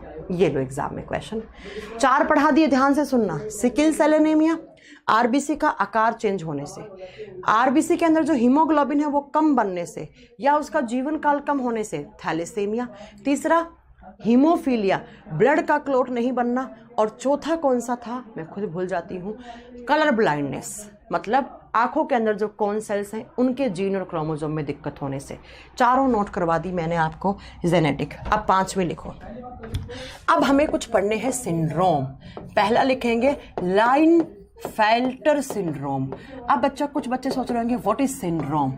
सिंड्रोम का मतलब होता है क्लस्टर ऑफ डिजीज। बहुत बार बता भी चुकी हूँ, सिंड्रोम का मतलब होता है कि Klinefelter syndrome, group of disease. बहुत सारी बीमारियों का एक ग्रुप आ गया, लेकिन ये बीमारी कब आई, बाय बर्थ आई है, जन्म के साथ आई है, इसलिए इन बीमारियों को हमने क्या बोल दिया, जेनेटिक बोल दिया, आनुवांशिक। ऐसा कोई बीमारी एक नहीं, ऐसी बहुत सारी बीमारियां एक साथ आ गई और जो बाय बर्थ थी तो उनको हम क्या बोलते हैं, सिंड्रोम या जेनेटिक डिजीज। या जेनेटिक डिजीज। एक बार फिर सुनो, क्लाइनफेल्टर सिंड्रोम का मतलब होता है क्लस्टर ऑफ डिजीज। अब ये बीमारी कैसे बनती है बच्चा? तो ये बीमारी बनती है, मेरी बात ध्यान से सुनना, ये बीमारी जनरली पैदा होती है जब मेल एलोसोम में प्रॉब्लम हो। मेल एलोसोम का मतलब समझते हैं आप? नर के एलोसोम, मतलब लड़कों के एलोसोम। लड़कों में कैसे होते हैं क्रोमोसोम? 44 प्लस X, Y ऐसे होते हैं लड़का। ये एक नॉर्मल लड़का है, जैसे आप नॉर्मल हो वैसे एक नॉर्मल लड़का है, ये एक नॉर्मल बॉय है। लेकिन ये सब कब की बात है? जन्म से पहले की। भाई जब आप मम्मी के पेट में थे तो आपके अंदर कुछ सिंड्रोम पैदा हो गए। उसमें से एक सिंड्रोम का मतलब है कौन सा? Klinefelter syndrome. वे जन्म के साथ आएगा। अब ये कब पैदा होता है? जब लड़के के क्रोमोसोम्स में दिक्कत हो, मेल एलोसोम में। लड़कियों में कोई लेना देना नहीं होता है यहाँ पर। जब कोई लड़का बन रहा है माँ के पेट में, वो नॉर्मल बनना चाहिए था 44 प्लस X, Y। ये नॉर्मल मेल है 44 प्लस XY। लेकिन यहाँ पर होता क्या है? यहाँ पर इस सेल के अंदर, जिस सेल के अंदर ये क्रोमोसोम है और ये लड़के की सेल है, उसके जीन या क्रोमोसोम में प्रॉब्लम होगी। कोई जीन कट गया, फट गया, क्रोमोसोम एक डिलीट हो गया, एक ज़्यादा ऐड हो गया। अब कैसे होता है? ये नॉर्मल लड़का था, यहाँ तक ये बॉय था। अब क्या होता है? इस लड़के के अंदर क्रोमोसोम में चेंज आ जाता है। कैसा चेंज? इसके साथ एक क्रोमोसोम और ऐड हो जाता है, और विच क्रोमोसोम? X chromosome. जब ये लड़का माँ के पेट में था, ये बन रहा था, यहाँ तक ये नॉर्मल बॉय था। लेकिन इस लड़के में एक नया क्रोमोसोम, एक X आकर और ऐड हो जाता है। जब X आया तो मुझे ये बताओ टोटल क्रोमोसोम्स कितने हुए? 44, 45, 46, 47। क्या क्रोमोसोम का पेयर बना? क्या क्रोमोसोम जोड़े में आया? नहीं आया। 46, 48, 50 ऐसे होता तो जोड़ा होता। और जब क्रोमोसोम ज़्यादा होते हैं 46 से, जब क्रोमोसोम 46 से कम होते हैं, तब जेनेटिक डिसऑर्डर होते हैं, तब आनुवंशिक रोग होते हैं। यही तो मैं आपको बता रही हूँ, यही तो मैं आपको समझा रही हूँ। ठीक है, तो आप सुनो मेरे प्यारे बच्चों, ये X कैरेक्टर लाता है फीमेल वाले, लड़की वाले। यहाँ तक वो लड़का था, एक नया X आ गया, बेचारे की दुनिया ही बदल गई, और ये लड़की वाले कैरेक्टर ले आया। और ये ऐसे लड़के बन जाते हैं क्या? आपके क्या होते हैं ये? किन्नर, जिनको हम क्या बोलते हैं? किन्नर बोलते हैं। इनमें क्या होगा? प्रॉपर इनके सेक्सुअल ऑर्गन्स डेवलप नहीं हो पाएंगे। कुछ लड़कियों वाले कैरेक्टर आ जाएंगे। भाई X क्रोमोसोम लड़कियों में XX होते हैं, तो X हमेशा लड़की वाले कैरेक्टर लेके आ जाता है। लेकिन अगर Y के साथ है तो लड़के वाले कैरेक्टर लाएगा। लेकिन अकेला X आता है तो लड़कियों वाले कैरेक्टर लेके आता है, और ये बन जाते हैं ट्रांसजेंडर। अब ट्रांसजेंडर तो आप समझते ही होंगे, अब मैं क्या बताऊँ आपको? ठीक है, किन्नर बन जाते हैं। लड़कियों के जैसे ब्रेस्ट बन जाएंगी, इनकी सेक्सुअल ऑर्गन प्रॉपर डेवलप नहीं हो पाते हैं। आवाज़ इनकी लड़कों जैसी होती है, दाढ़ी मूछ भी थोड़ी थोड़ी हल्की हल्की आती रहती हैं। शरीर में दिखने में लड़का लड़की दोनों के कैरेक्टर दिखते हैं, और ये ट्रांसजेंडर हो जाते हैं। तो एक्चुअली ट्रांसजेंडर्स हमारे जैसे नॉर्मल लोग हैं, हमें इनका मजाक नहीं बनाना चाहिए। भगवान की देन है, जन्म से पहले ही हो गए बेचारे, तो उनकी क्या गलती है? उन्होंने क्या गलत करा है? इनफैक्ट हम लोगों से ज़्यादा अच्छे होते हैं। उनके किसी भी इंसान की पहचान उसके कर्मों से होती है, जो कर्म करता है वो, और ये लोग बहुत अच्छे कर्म करते हैं। तो मुझे तो बहुत, मतलब ये लोग, इनकी कम्युनिटी की मैं बहुत रेस्पेक्ट करती हूँ। इतने हॉस्पिटल्स, इतनी लड़कियाँ अडॉप्ट करते हैं। और आपने देखा होगा फर्स्ट ट्रांसजेंडर ऑफ इंडिया क्या बने थे? IPS ऑफिसर बनी है इंडिया में। ठीक है, तो आप एग्जाम में क्वेश्चन, अब एग्जाम में कैसे क्वेश्चन आएगा? एक नॉर्मल इंसान से ही देखो पैदा हुआ है, इसकी मम्मी नॉर्मल है, इसकी मम्मी नॉर्मल, मम्मी की क्या गलती इसमें? इस बच्चे के क्रोमोसोम में प्रॉब्लम हो गई। ठीक है, प्रॉपर बन नहीं पाया। तो मुझे ये बताओ कि ये मेल क्रोमोसोम में प्रॉब्लम होने से बना है या फीमेल? मेल क्रोमोसोम में। टोटल नंबर ऑफ क्रोमोसोम कितना हो गया? 47। कौन सा नया आकर जुड़ा? X। यही एग्जाम का क्वेश्चन है। ठीक है, यही। मैम Y क्यों नहीं आता? नहीं आता बच्चा, Y पहले से है ही लड़के के पास, X आता है सिर्फ। भाई मैंने बोला ना, X क्रोमोसोम, लड़के के क्रोमोसोम में प्रॉब्लम है, तो लड़के में Y कहां से आ जाएगा? Y तो है ना उसमें पहले से ही। ठीक है,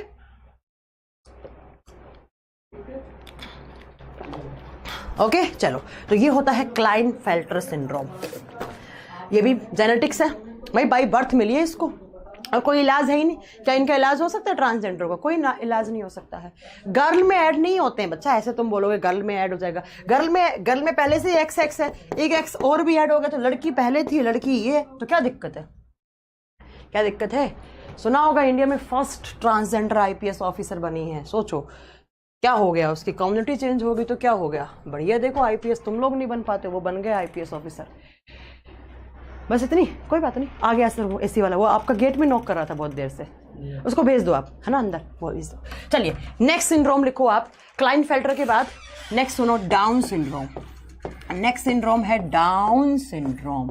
अब ध्यान से सुनना मेरी बातें, एक एक बात ध्यान से सुनते जाना। Down syndrome.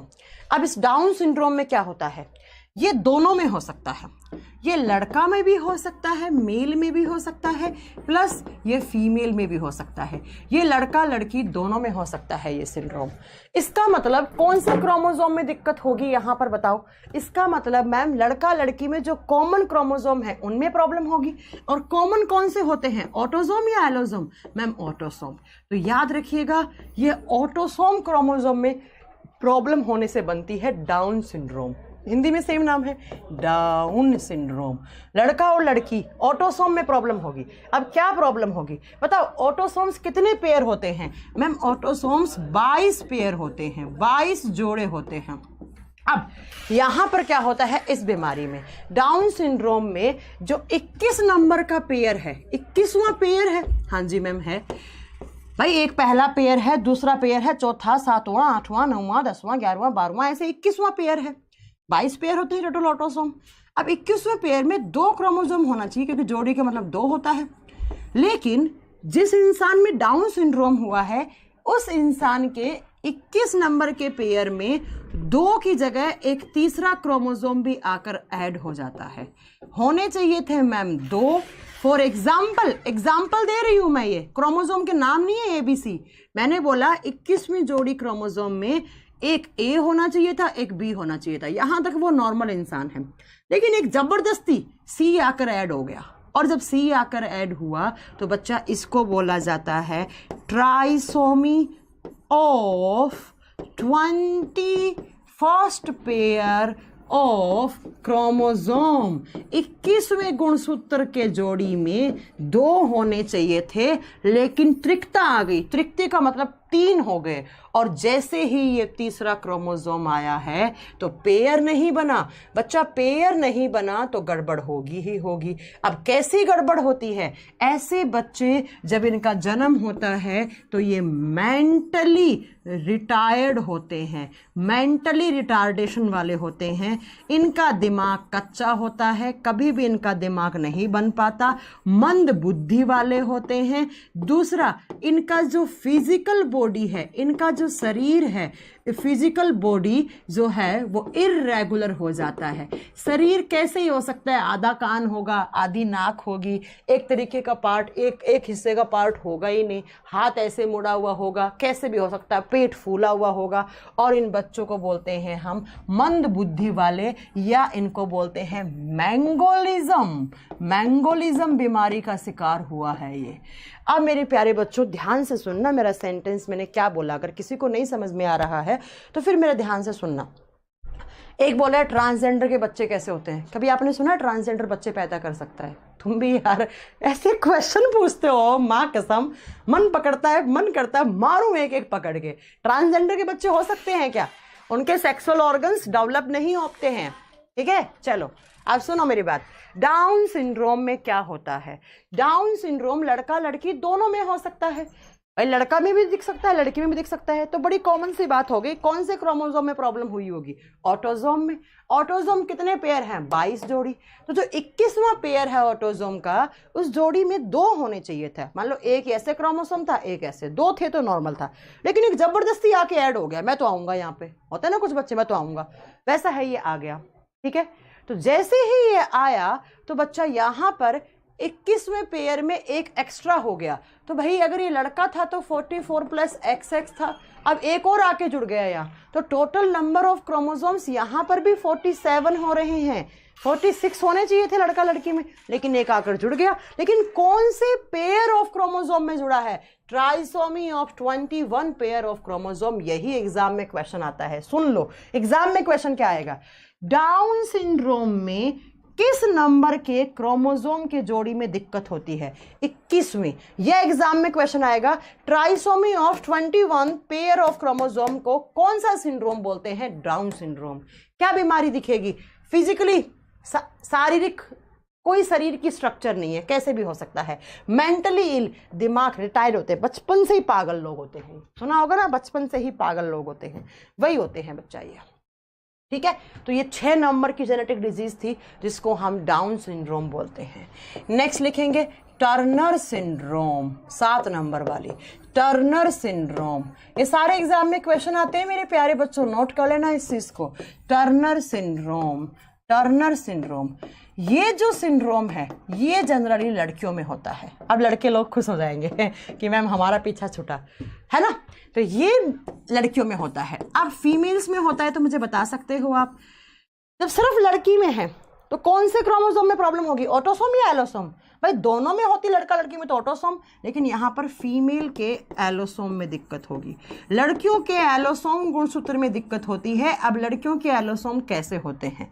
कोई भी लड़की है उसकी सेल में 44 + X, Y क्रोमोसोम होते, X, X लड़की है ना, तो XX ऐसे होती है बच्चा। ये लड़की एकदम नॉर्मल लड़की है, बहुत बढ़िया लड़की है, ठीक है। लेकिन जिस लड़की में टर्नर सिंड्रोम हो गया, जब वो माँ के पेट में थी तो उस लड़की के सेल्स के अंदर कुछ क्रोमोसोम में प्रॉब्लम आ गई। कैसी प्रॉब्लम आई मेरे प्यारे बच्चों? यहां से इतनी गंदी प्रॉब्लम आई कि एक X क्रोमोसोम ही नहीं बना, सिर्फ एक बना बच्चों, एक बना, एक हो गया डिलीट, खाली हो गई ये जगह। और जब डिलीट हो गया तो मुझे बताओ टोटल नंबर ऑफ क्रोमोसोम कितना था? होना चाहिए था इस लड़की में 46, लेकिन है कितना? 44 + 1 मतलब 45। अब इन लड़कियों में कुछ तो स्पेसिफिक करैक्टर दिखेंगे। और ऐसी लड़कियों में क्या करैक्टर दिखते हैं? तो मेरे प्यारे बच्चों, इन लड़कियों में ओवेरी नहीं बन पाता है। ओवेरी का मतलब होता है अंडा से, जहां पर एग बनते हैं, अंडे बनते हैं।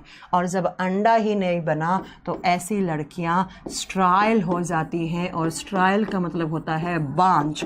ये लड़कियां बच्चा पैदा नहीं कर पाती हैं, कभी भी जीवन में इसको बच्चे नहीं होंगे इस लड़की को। और ये स्ट्राइल फीमेल होती हैं, बांझ होती हैं, ये क्या होती हैं? बांझ होती हैं बच्चा। और यही एग्जाम में क्वेश्चन आता है। देखा होगा, जैसे हमारी फैमिली में ही एक चाची, उनको आज तक बेबी नहीं हुआ, 18 साल हो गए उनकी शादी हुई। अब मुझे पता नहीं है, मुझे ऐसा नहीं बोलना चाहिए, लेकिन मैं तो ये सोचूंगी टर्नर सिंड्रोम है उनको, है ना। चलो, हो सकता है चाचा में कुछ कमी हो, लेकिन हम तो ये मानेंगे, ठीक है। चलो, तो अब एग्जाम में क्वेश्चन क्या आएगा? टर्नर सिंड्रोम मतलब फीमेल लड़कियों में, लड़कियों के एलोसोम में दिक्कत हुई। टोटल नंबर ऑफ क्रोमोसोम कितना? 45। होना चाहिए था कितना? 46। कौन सा क्रोमोसोम डिलीट हुआ? X। तो लड़कियां क्या हो गई? स्ट्राइल, बांझ, उनमें ओवेरी अंडा से नहीं बन पाता है, ठीक है। चलो नेक्स्ट, 8 नंबर की बीमारी पटाऊ सिंड्रोम। बड़े अजीब अजीब से नाम हैं ये, Patau syndrome, Patau syndrome, Hindi में भी पटाहू लिखेंगे, पटाऊ सिंड्रोम। सिंड्रोम है मतलब क्रोमोसोम में दिक्कत हुई होगी। अब ये लड़का लड़की दोनों में हो सकता है, ये कोई भेदभाव नहीं करेगा, ऐसे भेदभाव नहीं करना चाहिए लड़का लड़की में, दोनों इक्वल होते हैं। इनफैक्ट आज तक, हाँ, उनको सुपर फीमेल बोलते हैं, ऐसा बोल देते हैं। जो लड़कियां बांझ होती हैं, थोड़ी सी वो बहुत ही ज़्यादा ऐसी होती हैं, उनको उनकी आवाज़ बोल्ड होती है लड़कों जैसी, उनको सुपर फीमेल नाम देते हैं, बिल्कुल, ठीक है। मैम फिजिक्स का MCQ का PDF नहीं मिला है, मैं सर को बोल दूंगी, ठीक है। अब सुनो, पटाऊ सिंड्रोम में क्या होता है? ये लड़का लड़की दोनों में हो सकता है। जब दोनों में होता है तो किस में प्रॉब्लम होगी? अगेन ऑटोसोम में प्रॉब्लम होगी। यस मैम, भाई कोई भेदभाव नहीं है, लड़का लड़की दोनों में होंगे। जब ऑटोसोम में प्रॉब्लम है, ऑटोसोम कितने पेयर होते हैं? 22 पेयर। लेकिन यहाँ पर कौन से पेयर में गड़बड़ होती है? यहाँ पर गड़बड़ होती है 13th पेयर में, 13वें पेयर में। भाई 13 नंबर की जोड़ी थी क्रोमोसोम की, उसमें 2 होने चाहिए था, 1 और 2, लेकिन जबरदस्ती एक आता है और घुस जाता है एक और, तो 3 होती क्या बन जाती है? ट्राइसोमी बन जाती है। और जैसे ही ट्राइसोमी होगी, कौन से पेयर के क्रोमोसोम्स की 13th पेयर क्रोमोसोम। तो कुछ तो नए लक्षण लाएगा भैया ये गुणसूत्र। अब क्या नए लक्षण लाएगा? तो ऐसे बच्चों में एक तो इनके लिप्स कट होते हैं, लिप्स के ऊपर कट लगा हुआ होता है, जो ये हॉट होते हैं ना उस पर ऐसे कट लगा हुआ होता है, ठीक है, ऐसे कट हुआ होता है। दूसरा, इन बच्चों में डाइजेशन नहीं होता है, डाइजेशन, पाचन, एंजाइम वगैरह बन ही नहीं पाते हैं। भाई डाइजेशन कौन करवाता है? एंजाइम करवाते हैं। इन बच्चों में एंजाइम नहीं बनते हैं, तो खाना वाना खा ही नहीं सकते। ज़्यादा दिन तक जिंदा नहीं रहते हैं ये बच्चे, 3-4 साल तक जिंदा रहते हैं, उसके बाद मर जाते हैं, ठीक है। अंकुल दुबे कह रहे हैं मैम केमिस्ट्री की क्लास कब होगी? क्या आपको पता नहीं है कल भी केमिस्ट्री की क्लास हुई थी साइंस स्पेशल 9 में, ठीक है। तो ये बच्चा, आप बताएंगे कि ये बच्चा डाइजेशन नहीं कर पाते हैं प्रॉपर। इनको लिक्विड डाइट देता है डॉक्टर, क्योंकि जो सॉलिड फूड है उसका डाइजेशन नहीं हो पाता है, सॉलिड फूड का डाइजेशन नहीं हो पाता है इसलिए, ठीक है बच्चा। तो जब 13वें पेयर ऑफ क्रोमोसोम्स की ट्राइसोमी होती है तो पटाउ सिंड्रोम, जब 21वें की होती है तो डाउन सिंड्रोम, किसी लड़की में एक्स बना नहीं तो टर्नर सिंड्रोम, किसी लड़के में एक एक्स आके जुड़ गया तो ट्रांसजेंडर वाला। तो ऐसे बच्चा बन जाते हैं, ओके, ऐसे बन जाते हैं आपका पटाउ सिंड्रोम। नई न्यू एडमिशन लिया है तो होम पेज पे शेड्यूल आता है, वो देख लिया करो, वो देख लिया करो। तो ये होता है पटाउ सिंड्रोम।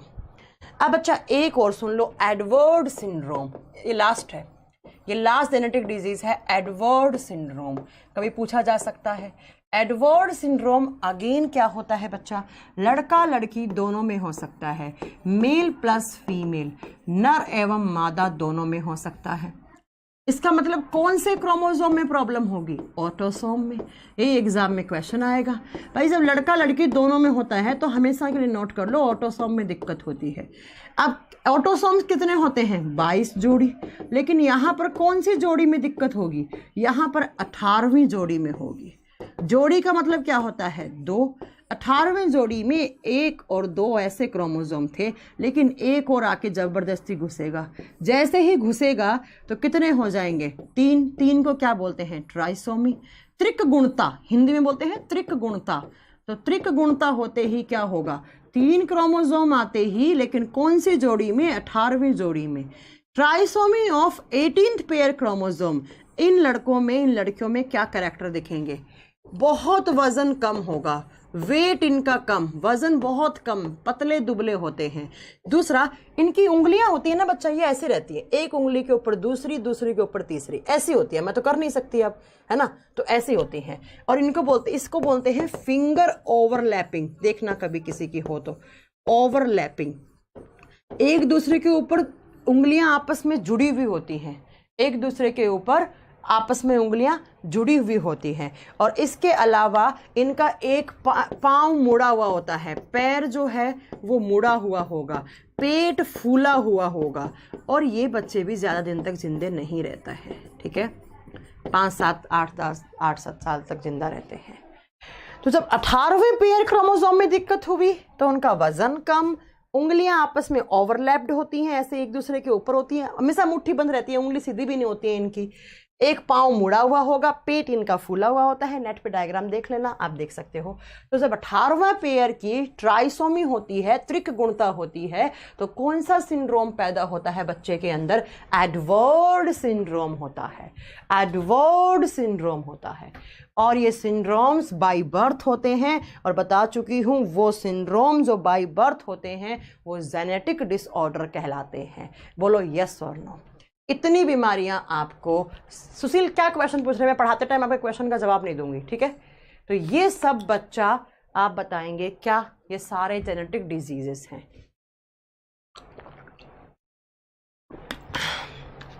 ठीक है। नहीं सिंधु छोड़ूंगी नहीं, पढ़ाऊंगी मैं अभी, आज खत्म करूंगी। ये है बच्चा सारे के सारे जेनेटिक डिजीज। अब बात करते हैं, ये जेनेटिक खत्म हो गई है, इससे ज़्यादा नहीं पढ़नी है। अब बात करते हैं नॉन इन्फेक्शियस डिजीज, वो बीमारियां जो किसी के इन्फेक्शन से नहीं होंगी। नॉन इन्फेक्शियस डिजीज ये लास्ट है, उसके बाद आज हमारा ये चैप्टर ही खत्म। ठीक है, आज ये चैप्टर खत्म हो जाएगा हमारा बच्चा, पढ़ लो बस। 4-5 बताऊंगी, छोटा सा है, 15-20 मिनट का। असंक्रामक रोग, फिर नया चैप्टर स्टार्ट करेंगे कल। असंक्रामक रोग, नॉन इन्फेक्शियस डिजीज, वो बीमारियां जो बैक्टीरिया, वायरस, फंगस, प्रोटोजोआ इनके इन्फेक्शन से नहीं होती हैं, है ना, इनके इन्फेक्शन से नहीं होती, कुछ हार्मफुल एलिमेंट के इन्फेक्शन से होती हैं। फॉर एग्जाम्पल सबसे पहला लिखो कैंसर। कैंसर लिखो, पहली बीमारी लिखो कैंसर, जिसको करक रोग बोलते हैं हम। कैंसर को बोलते हैं करक रोग, ठीक है। कैंसर बताएंगे, भी बताते हैं क्या होता है कैंसर, सब बताती हूँ कैंसर के बारे में, ठीक है। कैंसर, डायबिटीज भी इसी में आता है, लेकिन डायबिटीज में पहले पढ़ा चुकी हूँ, इसलिए मैं आपको डायबिटीज यहाँ नहीं पढ़ाऊंगी बच्चा। इंसुलिन जब पढ़ाया था तो डायबिटीज पढ़ा चुकी हूँ। एक जुवेनाइल डायबिटीज होता है, डायबिटीज 2 होता है जो डाइट पे डिपेंड करता है आपकी, वो सब पढ़ा चुकी हूँ। अब जब मैं कैंसर के बारे में बात करूंगी तो सबसे पहला पॉइंट आता है कैंसर के बारे में स्टडी करना क्या कहलाता है। कैंसर के बारे में अध्ययन करना ऑन्कोलॉजी कहलाता है। और वो जीन या वो केमिकल्स, वो हार्मफुल केमिकल जो हमें कैंसर करते हैं, जैसे टोबैको तंबाकू कैंसर करता है, सिगरेट कैंसर करती है, तो ये एक बीमारी, वो जीन या वो केमिकल जो हमें कैंसर करते हैं उनको हम ऑन्कोजीन बोलते हैं, ऑन्कोजिन बोलते हैं, ठीक है। अब बात करते हैं बच्चा कैंसर होता क्या है। एक लाइन में बताऊं कैंसर क्या होता है, तो uncontrolled cell division is known as cancer. Uncontrolled cell division is known as cancer. Cancer क्या होता है, तो जब हमारे बॉडी में सेल्स के अंदर कोशिका विभाजन अनियंत्रित हो जाए, कोशिका विभाजन जब अनियंत्रित हो जाता है तो वो कैंसर बीमारी का रूप ले लेता है। कोशिका विभाजन अनियंत्रित, अनकंट्रोल्ड, कंट्रोल नहीं है। हमेशा हमारे बॉडी में सेल डिवीजन होता है। What is cell division? एक सेल है वो अपने आप को डिवाइड करके नई 2 सेल्स बनाती है, तो जिस प्रोसेस के थ्रू डिवाइड हुई है उसी को तो कोशिका विभाजन बोलते हैं। लेकिन ये कंट्रोल्ड वे में रहता है, ये पता हुआ होता है कि प्रॉपर इस ऑर्गन को इतनी सेल्स चाहिए, लेकिन जब ये अनकंट्रोल्ड हो जाए तो वो कैंसर का रूप ले लेता है। कैसे? अब मैं आपको समझाती हूँ कैसे।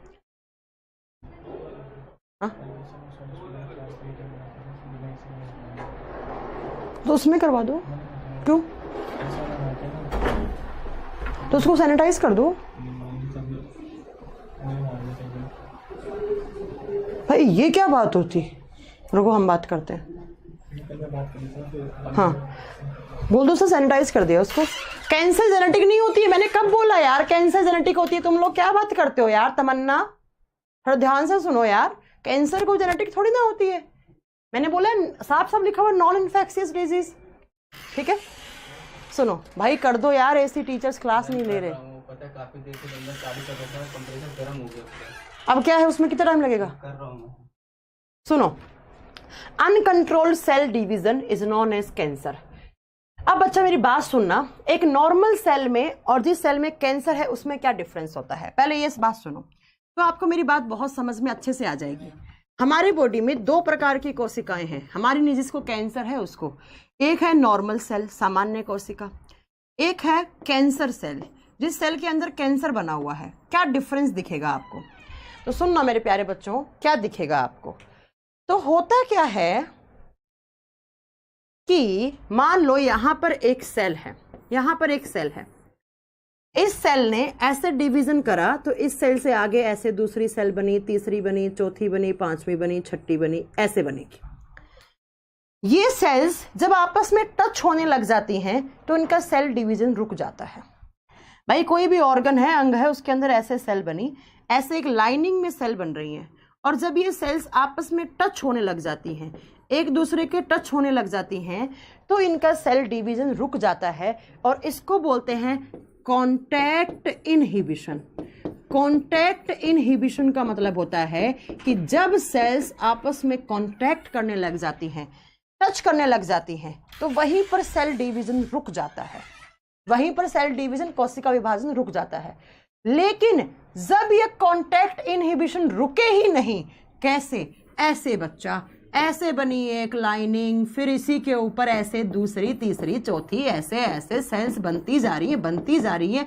इसमें कोई कांटेक्ट इनहिबिशन है ही नहीं, आपस में टच हो रही है, बहुत सारी ऐसी सेल्स बन रही हैं और ये बहुत सारी सेल्स आगे चलकर ट्यूमर का रूप ले लेती हैं और इसी ट्यूमर से, ट्यूमर का मतलब होता है मेरे प्यारे बच्चों गांठ, और इसी ट्यूमर को आगे चलकर हम कैंसर का नाम दे देते हैं।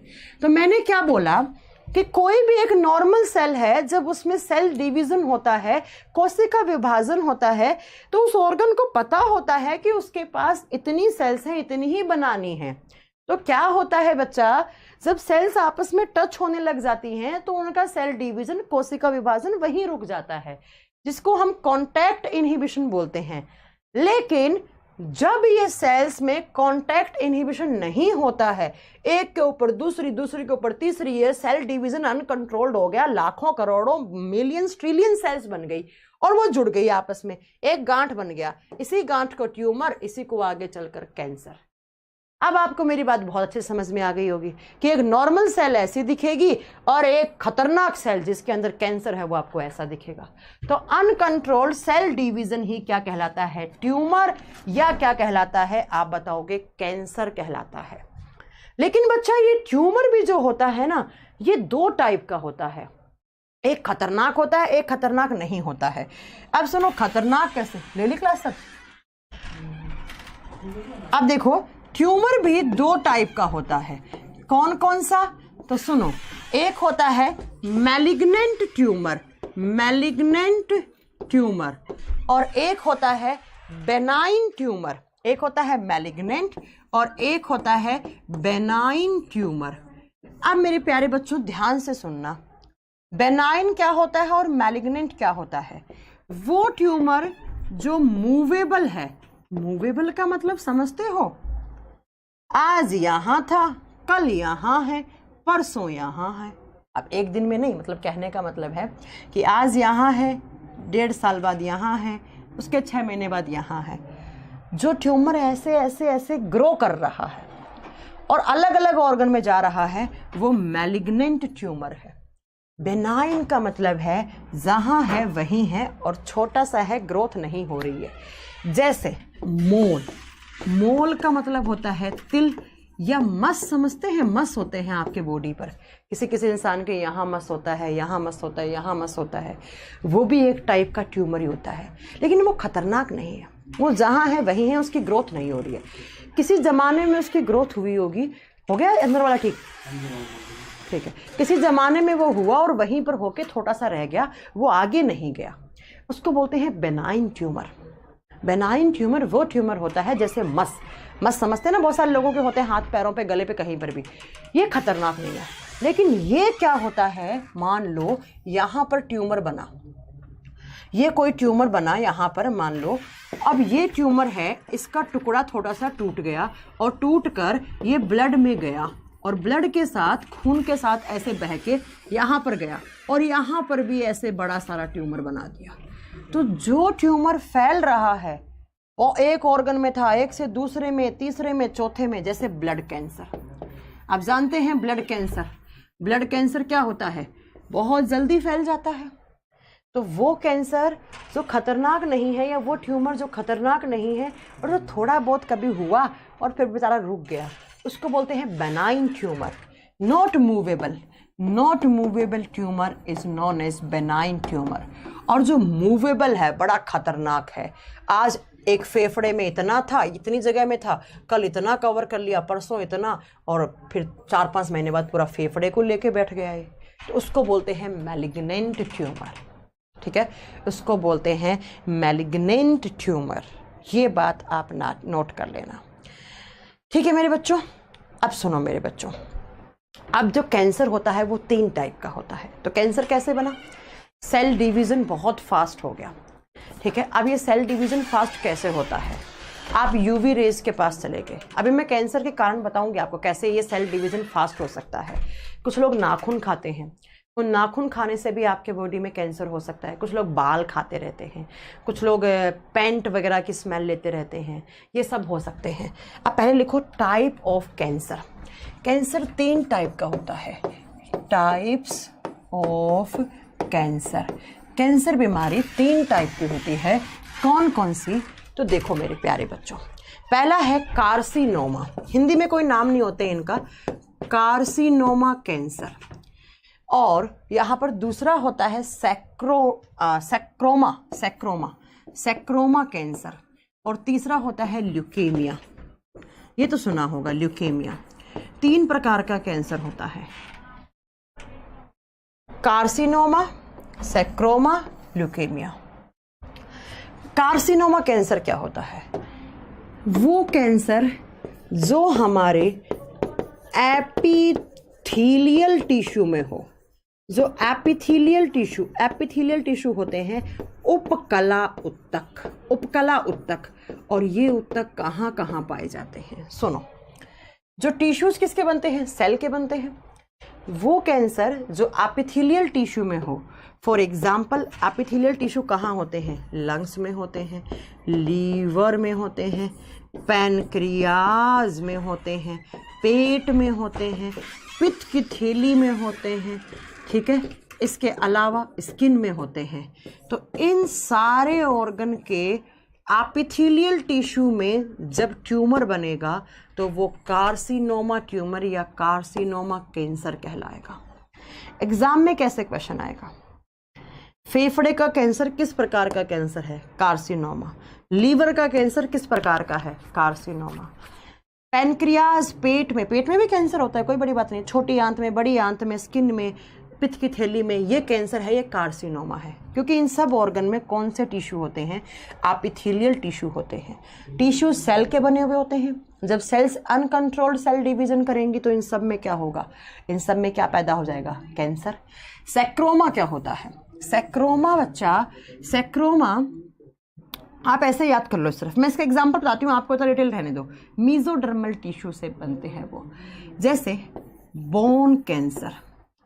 बोन कैंसर इसका एग्जांपल आता है सबसे अच्छा, जैसे बोन कैंसर, ठीक है, बोन कैंसर। और ल्यूकेमिया, ब्लड कैंसर। जब ब्लड के अंदर जो सेल्स है उनमें कैंसर होता है तो वो ल्यूकेमिया कहलाता है। और जब बोन में, हड्डियों में होता है कैंसर तो वो सैक्रोमा कहलाता है। और इन सारे ऑर्गन में होता है तो वो कार्सिनोमा कहलाता है। वो क्या कहलाता है? कार्सिनोमा कहलाता है, ठीक है। अब हम बात करते हैं कि मैम कैसे हो जाता है कैंसर। इनके एग्जाम्पल पूछा जाएगा, बार बार नहीं बताऊंगी, नोट कर लेना इसे। कैंसर कैसे हो सकता है? मैंने बोला सेल डिवीजन क्या करवाना पड़ेगा आपको? अनकंट्रोल्ड, अनियंत्रित। बहुत ज़्यादा ऐसे सेल डिवीजन होकर ट्यूमर बन रहा है, बहुत सारी सेल्स बन रही हैं, फालतू बन रही है। अब ये कैसे हो सकता है? सुनो, या तो आप किसी यूवी रेस के कांटेक्ट में गए हैं, अल्ट्रावायलेट रेस पैरा बैंगनी किरणें पड़ी इस सेल के ऊपर, और जैसे ही सेल के ऊपर पड़ी बहुत फास्ट सेल डिवीजन हुआ, कैंसर हो गया। या आप खाते हो टोबैको मतलब समझते हो तंबाकू खाते हैं, कुछ लोग बीड़ी सिगरेट पीते हैं, उसमें तंबाकू होता है, और आता है ना टोबैको कॉजेज कैंसर। टोबैको के अंदर जो टॉक्सिक जो आपका वो जो क्या होता है, वो टार आता है, वो इस सेल के सेल डिवीजन को फास्ट कर देता है, कैंसर होगा। इसके अलावा बहुत सारे लोग नेल्स खाते हैं, नाखून का टुकड़ा जाने से ये हो सकता है अनकंट्रोल्ड। कोई हार्मफुल केमिकल जैसे कोई डस्ट पार्टिकल हो गया, पेंट कर रहे हैं आप घरों में तो मास्क लगाना चाहिए, पेंट का पार्टिकल हो गया, कोई पॉल्यूटेंट प्रदूषक तत्व हो गया, है ना, कोई हार्मफुल मेटल चली गई आपके बॉडी में, या बच्चा कोई वायरस भी बहुत खतरनाक है, उसने भी गया, वायरस गया और वो गया और इस सेल डिवीजन को फास्ट कर देगा। कोई भी ऐसा केमिकल जो सेल डिवीजन को अनकंट्रोल कर दे, वो सारे केमिकल, वो सारी रेज क्या कहलाते हैं? कार्सिनोजेनिक कहलाते हैं, कैंसर कॉजिंग एलिमेंट्स कहलाते हैं। बताओ आपको मेरी बात समझ में आई या नहीं आई? बताओ आपको मेरी बात समझ में आई कि नहीं आई? ठीक है, इसलिए मैं कहती हूँ नाखून नहीं खाने चाहिए, क्योंकि नाखून में आगे वाले पार्ट में डेड सेल्स होती हैं, ये जाकर इन अनकंट्रोल्ड सेल्स अनकंट्रोल डिवीज़न करवा देती हैं, टेंट वगैरह के मॉलिक्यूल नहीं जाने चाहिए, है ना, कोई ख़राब पॉल्यूटेंट नहीं जाना चाहिए, X rays, gamma rays, UV rays के कांटेक्ट में नहीं जाना चाहिए आपको। ये सारे रीज़न हैं जो आपको कैंसर कर सकते हैं। ठीक है, अब बात करते हैं कैंसर है या नहीं, उसके लिए कौन सा टेस्ट करवाते हैं। उसके लिए 3 टेस्ट किए जाते हैं। पहला होता है बायोप्सी, दूसरा होता है MRI, तीसरा होता है CT स्कैन। ये नाम सुने होंगे आप, वाकिफ होंगे इन सारे नाम से। 3 टेस्ट करते हैं तो पता लगता है आपको कैंसर है या नहीं। What is biopsy? सबसे पहले ये सुनो, डॉक्टर को सस्पेक्टेड है, डॉक्टर को पता लग रहा है कि किसी के फेफड़े में कैंसर हो रहा है, डॉक्टर को लग गया, मतलब सिम्टम्स हैं उसके, सांस लेने में दिक्कत हो रही है, ऑक्सीजन लेवल कम हो रहा है, खून खराब हो गया, डॉक्टर को लग रहा है इसे कैंसर है। डॉक्टर फेफड़े का टिश्यू का एक टुकड़ा निकालेगा, एक साइड का मान लो ये फेफड़ा है, यहाँ से हल्का सा एक टिश्यू का टुकड़ा निकाला और इस टिश्यू के टुकड़े को रखा कहाँ पर, माइक्रोस्कोप के नीचे रखा, और माइक्रोस्कोप पे रखने पर इस टिश्यू के अंदर ऐसे छोटी छोटी गांठें बनी हुई दिख रही हैं। पता लग जाएगा क्या है, कैंसर है, कैंसर है। ठीक है बच्चा, ठीक है। तो बच्चा बायोप्सी में क्या करते हैं, पर्टिकुलर एक ऑर्गन का ऐसे छोटा सा टुकड़ा या टिश्यू निकालते हैं, उसे लैब में लेके जाते हैं, माइक्रोस्कोप पे रखते हैं और वहाँ से देख लेते हैं उसके अंदर टिश्यू, वो ट्यूमर बन रहा है कि नहीं बन रहा है। तो एक छोटा सा टुकड़ा आपके शरीर से बाहर निकालना बायोप्सी कहलाता है। अब बात करते हैं व्हाट इज MRI। MRI क्या होता है? MRI में क्या करता है? MRI की फुल फॉर्म किसी को पता है क्या होता है? Magnetic resonance image. MRI की फुल फॉर्म लिखो, मैग्नेटिक रेजोनेंस इमेज। एक इमेज बनती है, एक MRI मशीन होती है, देखी होगी आपने। उस MRI मशीन के अंदर आपका, अब डिपेंड करता है कौन से ऑर्गन की, जैसे ब्रेन में आपके कैंसर मान लो तो ब्रेन को उसके अंदर देते हैं MRI मशीन के अंदर, और मैग्नेटिक फील्ड लगाकर एक 3D इमेज क्रिएट की जाती है। इस पर मैग्नेटिक फील्ड, अब मैग्नेटिक फील्ड, ये फील्ड आप ये तो फिजिक्स का चैप्टर में नहीं पढ़ा पाऊंगी, चुंबकीय क्षेत्र, मैग्नेटिक फील्ड लगाया जाता है और वहाँ से एक 3D इमेज बनती है आपके ब्रेन की, और वो साफ दिख जाता है कि दिखा देता है कि इस पार्ट पे आपको कैंसर है या नहीं। तो ये MRI है दूसरा टेस्ट। तीसरा है CT स्कैन। CT स्कैन में क्या करते हैं? CT स्कैन की फुल फॉर्म होती है कंप्यूटेड टोमोग्राफी। पहले इसकी फुल फॉर्म लिखो, कंप्यूटेड टोमोग्राफी। हिंदी में कोई फुल फॉर्म नहीं है मेरे प्यारे बच्चों। इसमें भी क्या करते हैं, एक ऐसे मशीन है CT स्कैन, उसके अंदर एक बेड लगा हुआ, उस बेड पे इंसान को लेटाया मान लो, या मुकेश को लेटाया, और इसके अंदर पूरी बॉडी जाती है। जब पूरी बॉडी CT स्कैन मशीन के अंदर जाती है तो आपका पूरा स्कैन होता है आपके बॉडी का, और आपकी 3D इमेज बनती है, और इसी 3D इमेज से देख लेते हैं, एक्सरे आएगा, 3D इमेज का एक्सरे आएगा, उस एक्सरे में दिख जाता है कि प्रॉपर इस पार्ट पे आपको ट्यूमर बना है या कैंसर बना है। तो ये 3 तरीके हैं। बायोप्सी में एक टुकड़ा निकाल के ले जाते हैं, और MRI में पर्टिकुलर एक पार्ट की MRI होती है, जैसे ब्रेन की होगी, ब्रेन में भी कौन से पार्ट की हो रही है, यहाँ से यहाँ से यहाँ से, मैग्नेटिक फील्ड लगा के 3D इमेज निकालते हैं, यहाँ एक्सरे बना के 3D इमेज लगाते हैं CT स्कैन में, कंप्यूटेड टोमोग्राफी में। ठीक है, MRI की फुल फॉर्म, CT स्कैन की फुल फॉर्म नोट कर लेना, बहुत बार एग्जाम में पूछी जाती है। अब आपके दिमाग में क्वेश्चन आ रहा होगा, मैम कैंसर का इलाज क्या है? आपने बता दिया कैंसर होता कैसे है, कितने टाइप का होता है, कौन सा टेस्ट करवाते हैं। इलाज, 3 इलाज हैं बच्चा कैंसर के। देखो, सबसे पहला है सर्जरी। सर्जरी का मतलब है जिस पार्ट पर कैंसर बना है उस पार्ट की सर्जरी करेंगे, सर्जरी करके उस ट्यूमर को बाहर निकालेंगे। ऑपरेशन करेंगे भाई। जिस पार्ट पे मान लो ट्यूमर बना, ये फेफड़ा है, इसमें ट्यूमर बन रहा है, यहाँ से इस फेफड़े को कट करेंगे, इस ट्यूमर को निकाल के बाहर फेंकेंगे। ये तो यह होगी। दूसरा होता है बच्चा कीमोथेरेपी। कीमोथेरेपी का नाम सुना होगा, बाल झड़ जाते हैं, कीमोथेरेपी, या इसी को दूसरा कीमोथेरेपी या आप कीमोथेरेपी लिखो। इसमें क्या करते हैं, इसमें बच्चा हैवी ड्रग्स दी जाती हैं। अब ड्रग्स का मतलब रिया चक्रवर्ती वाले ड्रग्स नहीं है, और आजकल तो दीपिका पादुकोण भी इस कैटेगरी में आ गई है ना। ड्रग्स का मतलब है बहुत हैवी डोज, इतनी हैवी डोज। ये ड्रग क्या करती हैं, जो सेल्स बहुत फास्ट ग्रो कर रही हैं उन सेल्स का सेल डिवीजन को रोक देती हैं, सेल डिवीजन को रोक देती हैं। जो सेल्स बहुत जल्दी हमारे बॉडी में फास्ट ग्रो कर रही हैं, भाई अनकंट्रोल्ड सेल डिवीजन ही तो क्या कहलाता है, क्या कहलाता है बताओ। मान लो यहाँ पर एक सेल है, ऐसी ड्रग दी, ये ड्रग इस सेल की जड़ों को ख़त्म कर देगी यहाँ से, तो ये सेल डिवीज़न नहीं कर पाता है। जब सेल डिवीज़न नहीं होगा तो आपको कैंसर हो ही नहीं सकता। अब बच्चा आपके जो बाल होते हैं ना, हेयर्स, बाल भी बहुत जल्दी फास्ट ग्रोविंग सेल्स होती हैं बालों के अंदर। बालों के जो टिश्यू है ना, उनके अंदर जो सेल्स होती हैं वो बहुत जल्दी ग्रो करती हैं।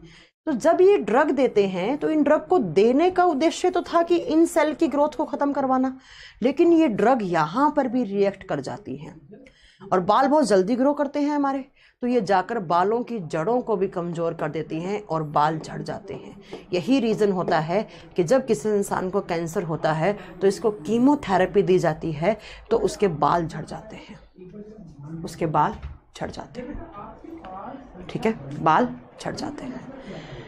भाई किसी सेल में बहुत जल्दी ग्रोथ हो रही थी, उसमें मैंने ऐसी ड्रग दे दी जिस ड्रग से उसकी ग्रोथ रुक रही है, उसके जड़ें कमज़ोर हो रही हैं, लेकिन हमारे बाल भी, बालों के अंदर फास्ट ग्रोविंग सेल्स होती है क्योंकि बालों की लंबाई बढ़ती रहती है, इसलिए बच्चा बाल भी झड़ जाते हैं उस इंसान के। बालों वाले में भी ड्रग काम लग जाती है। अब तीसरी होती है रेडिएशंस थेरेपी। रेडिएशंस दी जाती हैं, विकिरणें दी जाती हैं, जैसे गामा रेज। गामा रेज दी जाएगी, मान लो यहाँ पर कोई ट्यूमर बना है, गामा रेज इसको पेनिट्रेट करेगा, इसको भेदेगा, अलग अलग कर देगा इस ट्यूमर को, इसको बोलते हैं रेडिएशन थेरेपी। ये 3 इलाज है, या तो प्रॉपर सर्जरी करवा लो उस पार्ट की, या कोई हैवी ड्रग्स दे दो, कीमोथेरेपी केमिकल से दे दो, या रेडिएशंस गामा रेज उस गांठ को अलग अलग करके आ जाती है। ये आपका कैंसर था। मैंने आपको बता दिया कैंसर होता क्या है, कितने टाइप का होता है, कैंसर ट्यूमर से बनता है, उसके बाद कौन सा टेस्ट है, और इसके बाद आपको मैंने बता दिया इसका इलाज क्या है। अब बच्चा 4 बीमारी और लिख लो। एक लिख लो इटाई, इटाई, ये भी एग्जाम में क्वेश्चन आते हैं, इटाई इटाई। एक लिख लो डर्मेटाइटिस, बस लास्ट चल रहा है बच्चा, थोड़ा सा पेशेंस रख लो, डर्मेटाइटिस। एक लिख लो मीना माटा, मीना माटा, बस मीना माटा। 3 पढ़ लो ये। चलो एक और लिख लो, बच्चा जब नीला पड़ जाता है, blue baby syndrome, blue baby syndrome. बच्चा नीला पड़ जाता है, नीला पड़ जाता है बच्चा और मर जाता है। बस ये 4 पढ़ लो, उसके बाद ख़त्म ये चैप्टर। इटाई इटाई रोग कब होता है? जब आपके बॉडी में कैडमियम धातु के मॉलिक्यूल चले जाते हैं, कैडमियम के कारण आपको इटाई इटाई होता है। जापान में हुई थी इसकी खोज, वहीं से इसका नाम पड़ा इटाई इटाई।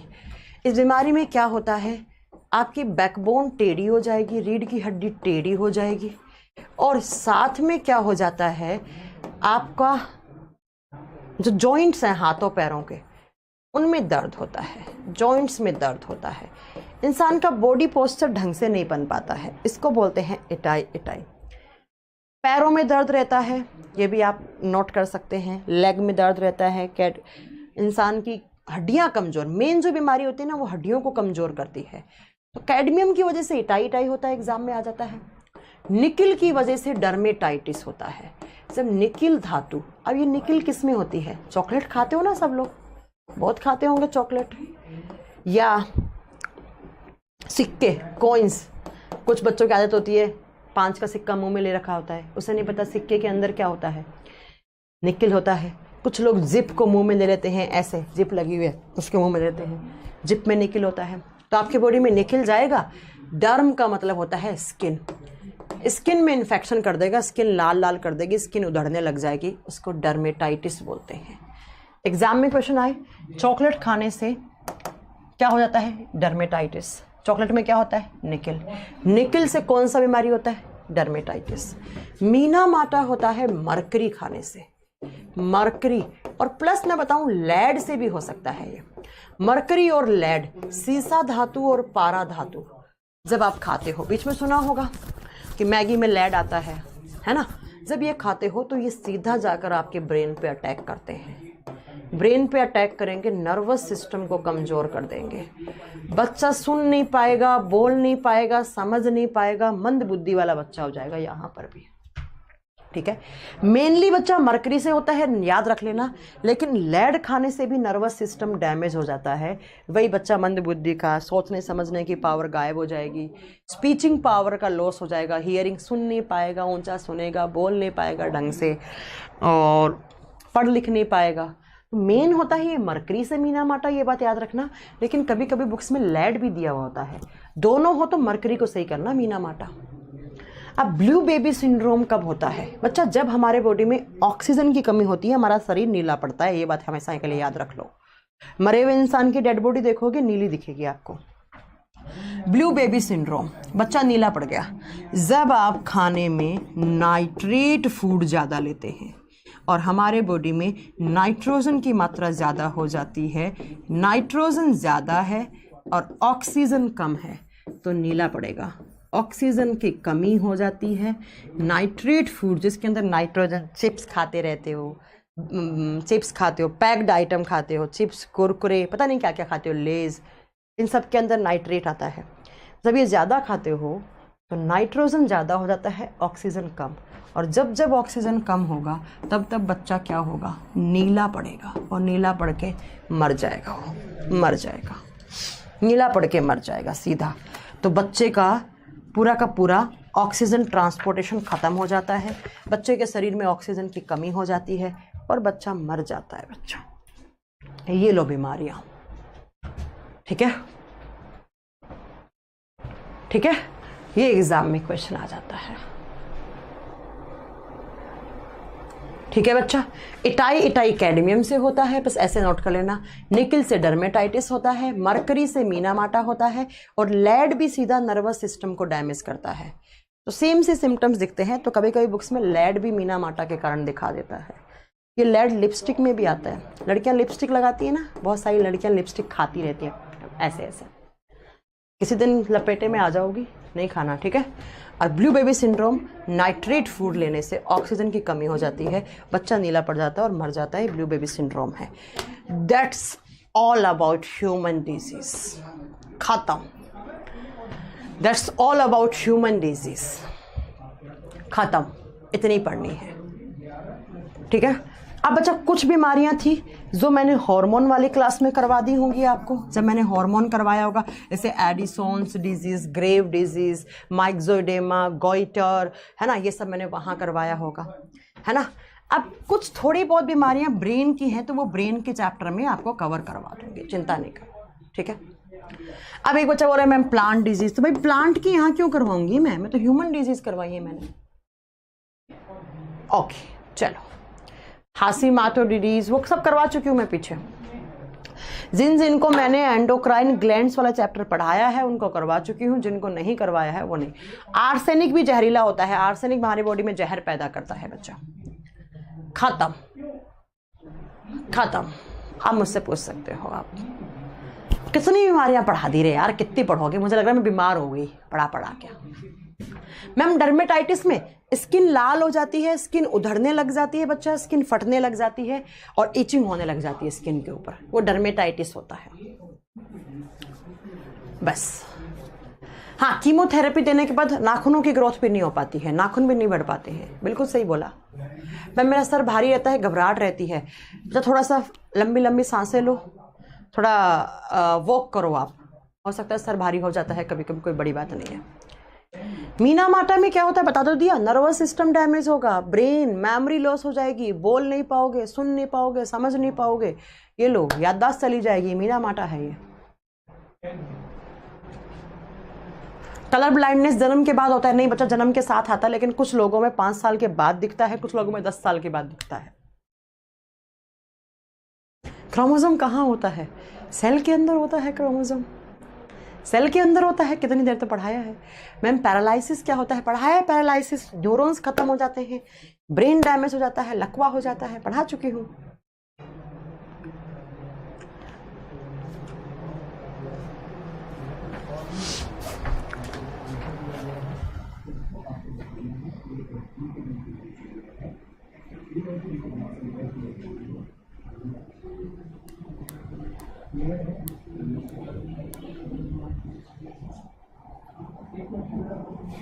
एक बच्चा मेरे से बहुत बार पूछ रहा है कि एक ग्लूकोज के मॉलिक्यूल में कितने एटीपी बनते हैं। बच्चा लिख लेना, एक ग्लूकोज का मॉलिक्यूल, कौन पूछ रहा है ये बच्चा, इतनी बार पूछ रहा है।